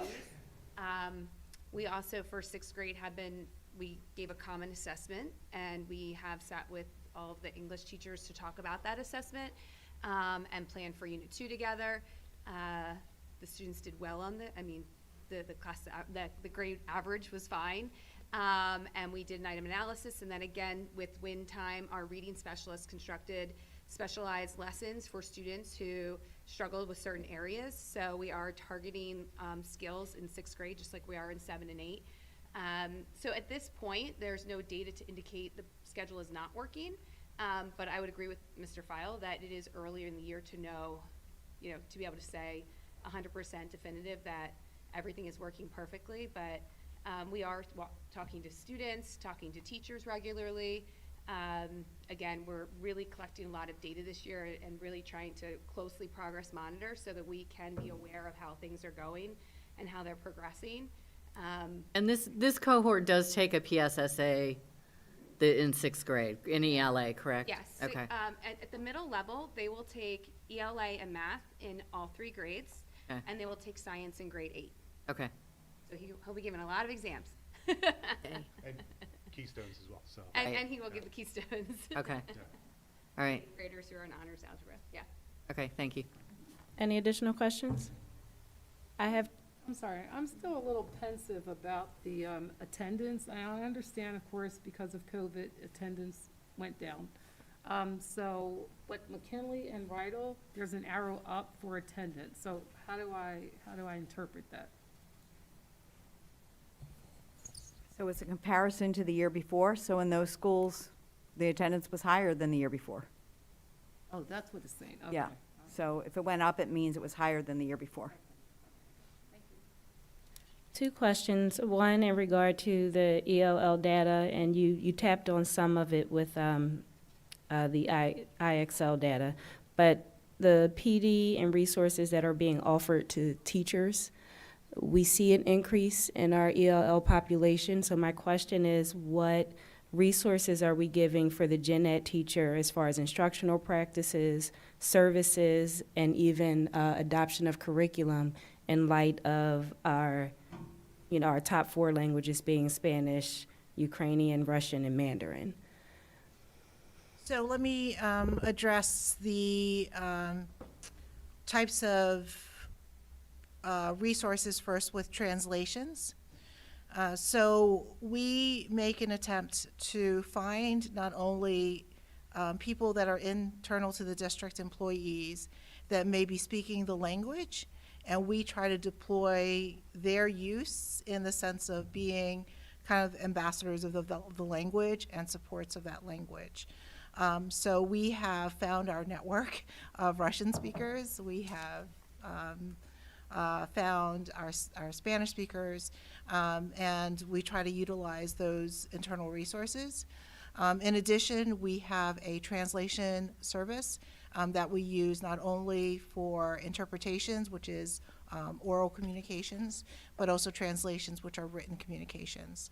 So we have both a phone service for that, and that is an on-demand service. Whenever we need it, when we're talking with parents, whenever we need that service, we can use that. And we also will make sure that all of our major publications to parents or communications are translated and sent out to the parents. As far as the services for our English language learners, we have this year in our FLEX program dedicated time within that FLEX program for English language learning professional development. So in addition to that, our supervisor of world languages and ELD also goes out during faculty meetings when she can schedule that with the principal to also provide professional development there. Recently, our ELD teachers, all of them, and our supervisor as well as myself went to training for multilingual learners who are refugees and how to support them because of the impact of trauma and how this impacts the way that they access language and learning and how to recognize the trauma specifically of the refugee student. So we are really focused on trying to make sure we have those professional development opportunities in place. And so in addition to that, we also have new materials at the secondary level for English language development. Those new materials are aligned to the updated WIDA standards. And we also are planning to look at new materials for the elementary level as well. So we were just staggering them in first, secondary, and then hopefully, if approved by this board, an elementary program. And another question about grade 7 math specifically. Looking at the demographics, I see that there has been a steady decline with black students' performance in 7th grade math from 2016 to the current. So my question is, I believe that's where students have the option of splitting, of going into pre-algebra or going into honors algebra. I also understand that middle school, you're moving from, the concrete to the abstract. So I understand that. But with this steady decline, can we speak to how we are looking specifically at this demographic and looking to close that gap through resources, PD for teachers, culturally proficient teaching, and all that jazz? Sure. So you actually predated when I started at the district, but when I did come, one of the main conversations we were having about the reconfiguration and the grade spans and what math looked like was to really kind of hit the reset button for this year. So as Mr. Fowler already mentioned, we've increased math minutes actually across the board. It increased in grade 6 as well, not by that much, but by a little bit. So we've increased the amount of time in mathematics, and we also brought in a new program. For our 6th and 7th graders, they're doing Envision Math. And another difference is in the past, our honor students and our college prep students used 2 different materials, and they were leveled differently. They're actually using the same materials. There's just some differences in instruction and some of the enrichment that occurs at the honors level in 7th grade. So we've gone to actually a more accelerated math program for 7th grade. So we're trying to level up all of our students. We've been working very closely with Dr. Brown to look at how students are being recommended for honors versus college prep to try to take out some of the bias that might have been occurring in the past, to make it more data-based, to make sure that we are recommending students for honors truly based on their ability to handle the honors level. So really trying to kind of reshuffle a little bit of what's happening in terms of where students are ending up in 7th grade, and then also making sure that all students have access to rigorous curriculum. So not that they didn't before, but really just making sure that all students are really being provided with significant rigor. As part of the reconfiguration effort, you may remember last year, we brought forth a recommendation to transition to all students having access to algebra in 8th grade. And so, we're in the process of moving that along. And so by doing that, it's going to provide multiple opportunities for students to access honors so that students aren't being tracked and are unable to access, higher level coursework as they go through. So, these really are strategies to target all students, but very much designed knowing that we have gaps in place that we're trying to, narrow. And so by taking on some of these different strategies in terms of how we're looking at the curriculum as a whole and where students are at, we're hopefully going to raise the bar for our Black students and some of our students who have historically not been as successful. We've seen this with other subpopulations as well besides our Black students. Does that answer your question? Thank you. Okay. Can I just add to that? Are there opportunities, or what opportunities are opportunities now for remediation? By remediation, like Remediation. if they fail a grade, are you talking about, or just within the class? Because there is that gap, before you could master higher order or a more rigorous topic or of math, you'd have to be proficient in the basic math. Right. So what opportunities are available to practice and enhance their math skills? Okay, so within the course, we are using iExcel. So when the students do iExcel, it is adaptive, and so similar but not exactly the same as what Dr. Viola showed for iReady. Every student gets a printout of where they are at for each area of mathematics, and then it has for each area of mathematics what skills they need to be working on in order to fill in those gaps. And so when we look at, and this is even at the high school level, we're looking at using iExcel in two ways. One, as to fill in gaps for students who have something missing. And then also we use it to assign specific skills that are related to the content we're teaching in the moment. So we use it in both cases as an adaptive tool to fill in gaps and also to reinforce content in the moment. So that's just one of the strategies we're using with iExcel. During the WIN period, or WIN time during the math block, we actually have currently 3 math teachers who all they do is push in. So we have 1 per grade level, and so they push into approximately 12 different classrooms over the course of a day for half-an-hour periods where they work with specific targeted group of kids. And that is all based on how the students did on their benchmark or how they're doing on the unit exams. So each unit exam in math, also this year, we have started spiraling the content so that particularly when you look at, let's say, the Unit 1 exam for 6th grade math, it might have been specifically on numbers and operations. But then we also added some questions from 5th grade, some things that should have been secure. And so we're using that, and we're grouping students by standard to see where they need to kind of fill in those gaps. So that's happening through small group instruction as well. So there's kind of a couple different ways that we're going at it. And then we still do have, which you may be familiar with from before, that workshop model at the middle school. So they have workshop a few days a week. And so during workshop time, they can also go and visit their math teacher if they need additional support during that time as well. And then I had a question about ELL, speaking of push-out. Are there pull-out and push-out opportunities for the ESOL students?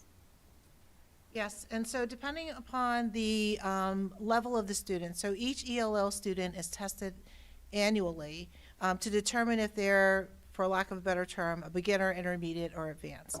And depending on that level is the intensity of their program with direct instruction, as well as the ability to support them with push-in support. And so, for example, at the middle school level, each of the levels or each of the grades configurations, depending on what we're able to do at the school and the number of students there and what level those students are at, they'll receive direct explicit instruction with the teacher, but they'll also be supported with push-in support by either the teacher or an ESL aide. So it's both pull out and both pull out where the direct instruction is received and push in to support a core content area class. Any additional questions or comments from the board? Thank you so much to our secondary teachers. Dr. Fetcher, I know we still have a budget process orientation. Can we have just 2 minutes? Yes. Thank you. Absolutely.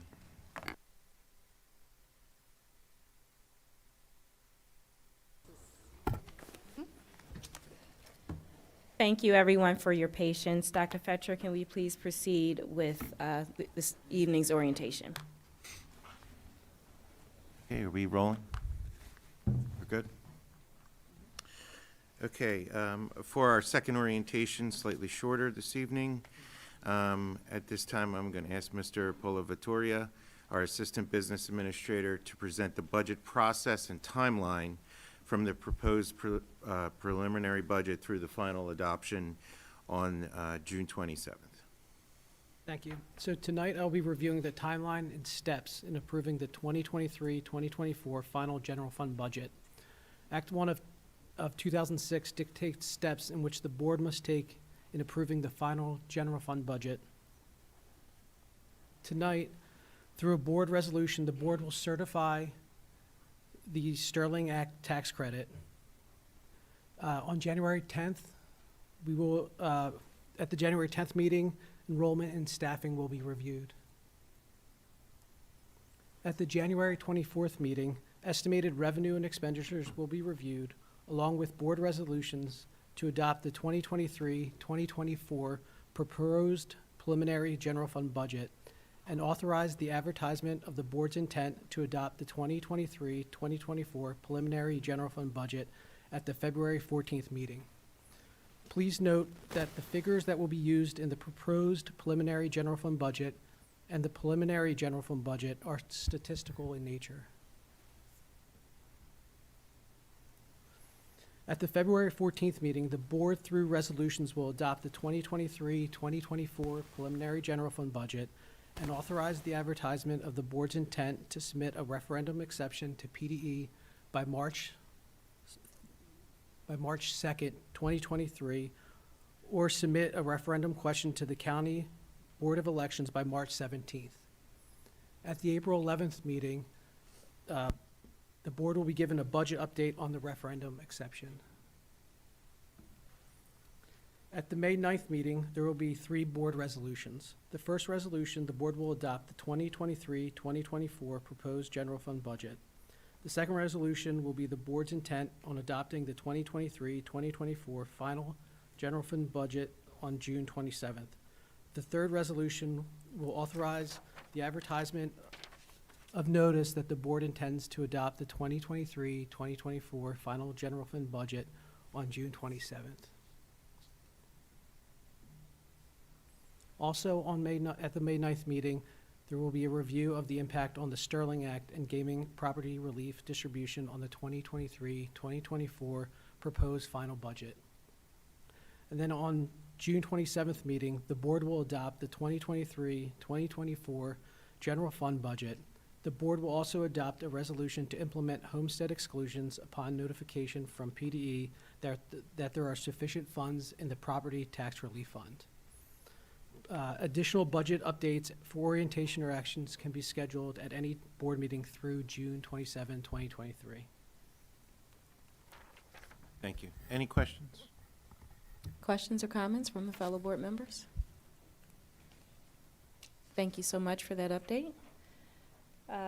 We will now move, Dr. Fetcher, anything you That want to just add? completes our orientations for this evening. Thank you.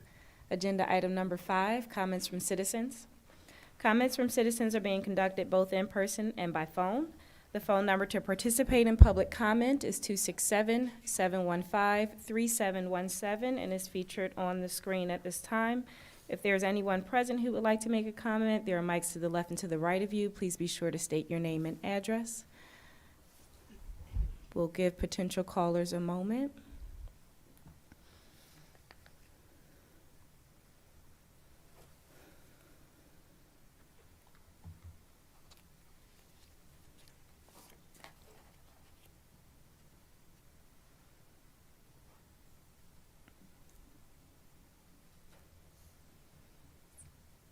Mr. Letts, can you confirm that there are no callers on the line? That is confirmed. Thank you. Agenda item number 7, Dr. Kleinman, can you please read the recommendation to approve the November meeting minutes? I would be happy to. It is recommended that the Board of School Directors approves the minutes of the board meeting on November 7th, 2022, and the board meeting on November 22nd, 2022. Do we have a second? Second. Thank you. This is a voice vote. All in favor? Aye. Any opposed? Ayes have it, and so ordered. Dr. Kleinman, can you please read the recommendation for approval of the personnel addenda? Yep. It is recommended that the Board of School Directors approves the changes in personnel as reflected in Personnel Addendum Number 8.1 and Confidential Personnel Addendum Number 8.1A. We have a second, Dr. Fetcher. Thank you, Ms. Brown. Tonight, I'm proud to speak about the personnel addendum as it begins with item number 1 and a temporary change of status for 2 of our professional employees. Ms. Elizabeth Miller, if you could please stand. Special education teacher at Rydell Elementary School is recommended to become the temporary supervisor of special ed at Copper Beach and McKinley Elementary Schools. Mr. Pat Watkins, if you could please stand. Second grade teacher at Overlook Elementary School is recommended to become temporary elementary curriculum specialist at Copper Beach and Rydell Elementary Schools. Item number 2 is a request for leaves of absence for 5 professional employees. The personnel addendum continues with the hiring of substitutes, compensation for professional development, parent meetings, an open house, interpreter and translation services, IEP meetings, and support personnel items. Thank you. Any questions or comments from the board? Congratulations. Thank you. Please continue to do well and shine in the positions that you hold. We appreciate you. Dr. Kleiman? Yes, we do need to vote. This is a roll call vote. Ms. Flanagan? Mr. Allen? Aye. Ms. Frazier? Aye. Mr. Kay? Aye. Dr. Mowry? Aye. Mrs. Glasser? Aye. Ms. Fazy? Aye. Dr. Kleiman? Aye. Mrs. Brown? Aye. Ayes have it and motion passes. Dr. Kleiman, can you please read the recommendation for permits for the use of buildings and grounds? Sure. It is recommended that the Board of School Directors approves the applications for permits and use of buildings and grounds as reflected in addendum number 9.1. All permits are subject to change per the provisions of the Health and Safety Plan pertaining to the COVID-19 pandemic. Second? We have a second, Dr. Fetcher. Thank you, Mr. Brown. The permit addendum continues to reflect requests for buildings and grounds for meetings, sports, and activities. Please note the several permits submitted for upcoming winter concerts at Abington Senior High School. I bring your attention to permit number 205, which is for the annual Dr. Martin Luther King Jr. celebration on January 16, 2023 at Abington Senior High School. Also, field permit number 66A has been submitted for the Montgomery County Recycling Household Hazardous Waste Collection on June 24, 2023 at Abington Middle School's upper parking lot. Thank you. Questions or comments from the board? Both that event and the approval of the budget are the week of my birthday. So they both promise to be very exciting and thrilling events. Duly noted. Ms. Flanagan? Mr. Allen? Aye. Ms. Frazier? Aye. Mr. Kay? Aye. Dr. Mowry? Aye. Mrs. Glasser? Aye. Ms. Fazy? Aye. Dr. Kleiman? Aye. Mrs. Brown? Aye. Ayes have it and motion passes. Dr. Kleiman, can you please read the recommendation for awards of contracts? It is recommended that the Board of School Directors approves the awards of contracts as reflected in addendum number 10.1. Second? We have a second, Dr. Fetcher. Thank you, Ms. Brown. Tonight for your consideration, we have 4 awards of contract. The first is for our air purifier filters with our ESSER grant funds. The next is for a black box theater projector for Abington Senior High School, and this is from a capital projects fund. Chromebooks from our 2023-2024 general fund, and website redesign, automated communication system, and mobile application for a time period of January 1st, 2023 through December 31st, 2023. Thank you. Questions or comments from the board? Just had a quick thing about the Black Box Theater. I noticed the installation for $8,387. Is that a cost that would have been applied to the other 3 had we gone with them? Mr. Berge? I'd like to redirect to. Yep. No, actually, the cost of the other 3 is just for the projector itself. So ABT was the cheapest projector, plus the installation was still, only a little bit more than that's why it's showing that the more, because it's just for the projector for the other 3 ones. Yeah. That's what I was wondering. Yep. Thank you. Any other questions? Mrs. Flanagan? Mr. Allen? Aye. Ms. Frazier, Aye. Mr. Kay, Aye. Dr. Mowry, Aye. Mrs. Glasser, Aye. Ms. Feasy, Aye. Dr. Kleiman, Aye. Mrs. Brown.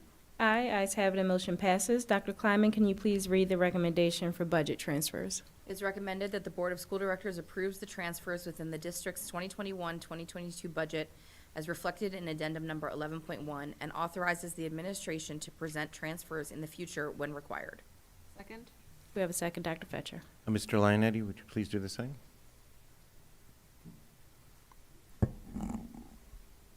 Sorry, that's the wrong item.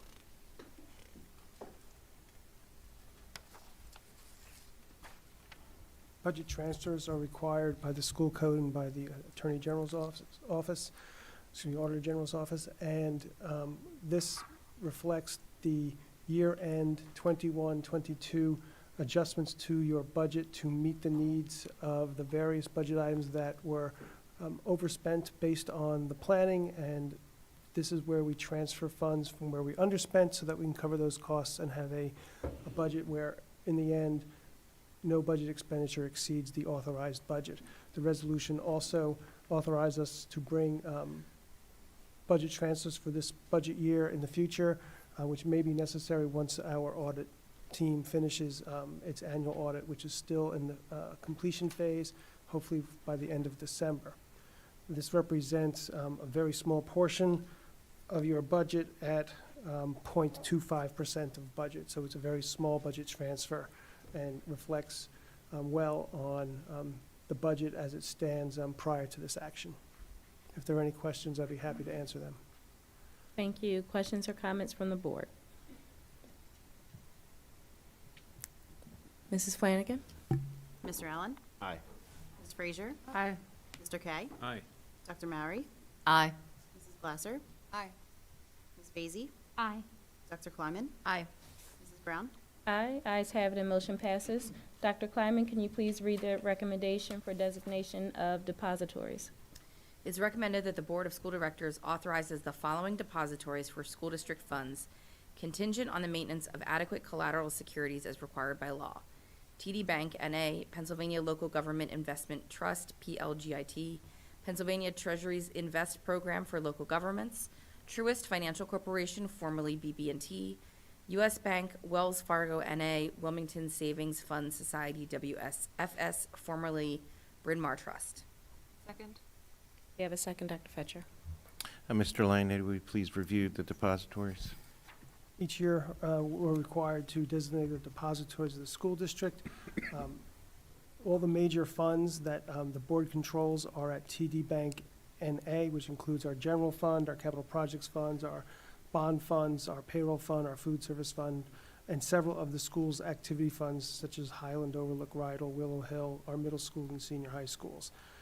You will recall that on this list, the second item, Pennsylvania Local Government Investment Trust, that is where we invested the bond proceeds from the 2017 A, where I believe we still have about $4 million, which are dedicated to that paying out the end of that project. Some of these depositories, there are no monies in them at this time. They're there for potential investing if the need were to arise or the desire to go with them. So not every bank has a deposit or funds with them at this time. And you can see it reflects name changes, in particular with Truist, which used to be BB&T. Thank you. Questions or comments from the board? I just have a quick question. For those accounts currently without funds in them, does the district pay the bank to keep those okay, Nope. We do not have an active account.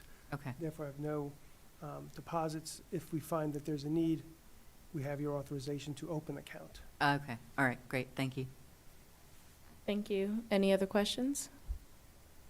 Mrs. Flanagan? Mr. Allen, Aye. Ms. Frazier, Aye. Mr. Kay, Aye. Dr. Mowry, Aye. Mrs. Glasser, Aye. Ms. Feasy, Aye. Dr. Kleiman, Aye. Mrs. Brown. Aye, ayes have it, and motion passes. Dr. Kleiman, can you please read the recommendation for certification of Sterling Act tax credits? Yes. There's a lot of numbers here, so bear with me. I am not, as good at math as you are, President Brown. It's recommended that the Board of School Directors authorizes the administration to submit the certification of Sterling Act tax credit for calendar year 2021 at a wage amount of $459,987,675.79 and a Sterling Act credit of $2,299,938.38 to the Pennsylvania Department of Education. Second? We have a second, Dr. Fetcher. Impressive. I'm going to ask that, Mr. Vittoria, if you could please review this item. So Act 1 of 2006, the Taxpayer Relief Act, dictates actions that both the budget process and the collection of real estate tax. This resolution authorizes the administration to submit the amount of the Sterling Act tax credit to the Pennsylvania Department of Education for your certification. The document certifies that to PDE that the tax credit for the calendar year 2021 was $459,987,675.79 for a Sterling Act tax credit of $2,299,938.38. Last year, the wage amount was $471,697,184.49, and the credit was $2,358,485.92. This year's figures reflect a decrease when compared to last year. This tax relief is provided to the taxpayers of Abington and Rockledge in return of earned income taxes that did not get collected from Abington School District residents who worked in Philadelphia. Thank you. Questions or comments from the board? Mrs. Flanagan. Mr. Allen? Aye. Ms. Frazier? Aye. Mr. Kay? Aye. Dr. Mowry? Aye. Mrs. Glasser? Aye. Ms. Vacy? Aye. Dr. Kleiman? Aye. Mrs. Brown? Aye, ayes have it and motion passes. Dr. Kleiman, can you please read the recommendation for the confidential student matter? It is recommended that the Board of School Directors approves the confidential student matters as reflected in addendum number 14.1. Second? We have a second, Dr. Fetcher. Thank you, Mrs. Brown. Keeping in mind confidentiality of student matters, I can answer any questions that you may have. Thank you. Questions from the board? Mrs. Flanagan. Mr. Allen? Aye. Ms. Frazier? Aye. Mr. Kay? Aye. Dr. Mowry? Aye. Mrs. Glasser? Aye. Ms. Vacy? Aye. Dr. Kleiman? Aye. Mrs. Brown? Aye, ayes have it and motion passes. Dr. Kleiman, can you please read the recommendation for instructional materials adoption? It is recommended that the Board of School Directors, in accordance with Sections 508 and 803 of the Pennsylvania School Code, adopt new textbooks and/or instructional programs for the subjects, courses, and levels reflected in addendum number 15.1. Second? We have a second, Dr. Fetcher. Thank you, Ms. Brown. The Department of Special Education is recommending the adoption of the book, Taking Care of Myself, for teachers to use to address self-care skills for our students with complex needs. Questions or comments from the board? Can you just speak to the process, who was included in this? Does it go through our regular checks and balances of making sure that it has what we need for all students to access and benefit from it? Yes, it's considered a very small-scale adoption, so it doesn't go through a large-scale adoption a year in advance like we usually do for large-scale adoptions. And we have OT, PT, special education supervisors, and our speech and language teachers reviewed this content, and we're collecting data from our classrooms on the need of students. So it is it's accessible to all students, and it's a very direct book for teachers to utilize to give social stories to students who are pretty much nonverbal in dealing with puberty and adolescence and the things that come with that. Thank you very much. Any questions or comments from the board? Mrs. Flanagan? Mr. Allen? Aye. Ms. Frazier? Aye. Mr. Kay? Aye. Dr. Mowry? Aye. Mrs. Glasser? Aye. Ms. Vacy? Aye. Dr. Kleiman? Aye. Mrs. Brown? Aye, ayes have it and motion passes. Dr. Fetcher, any additional reports for this evening? Yes, I provide for you the conference attendance and professional leaves report and the capital improvements project report. Thank you. Anything to be brought about from my fellow board members? Okay. Comments from citizens is agenda item number 18. Comments from citizens are being conducted both in person and by phone. The phone number for public comment is 267-715-3717. You may call in from your landline phone or your mobile phone. There are mics to the left and to the right for anyone who's in the building who would like to make a comment. We'll give our viewers at home a moment to call in if they so please.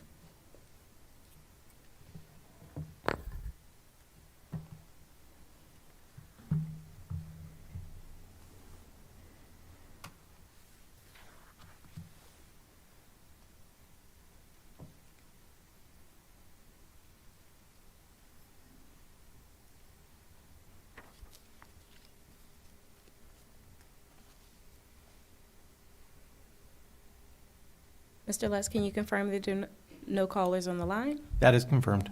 Thank you. We will conclude with closing comments from my fellow school board members. Mr. Allen? Nothing, thank you. Ms. Frazier? Nothing, thank you. Mr. Kay? Dr. Mowry? I just want to wish everyone a restful and restorative break, and we'll look forward to seeing everyone in January. Thank you. Happy New Year. Yes. Ms. Glasser?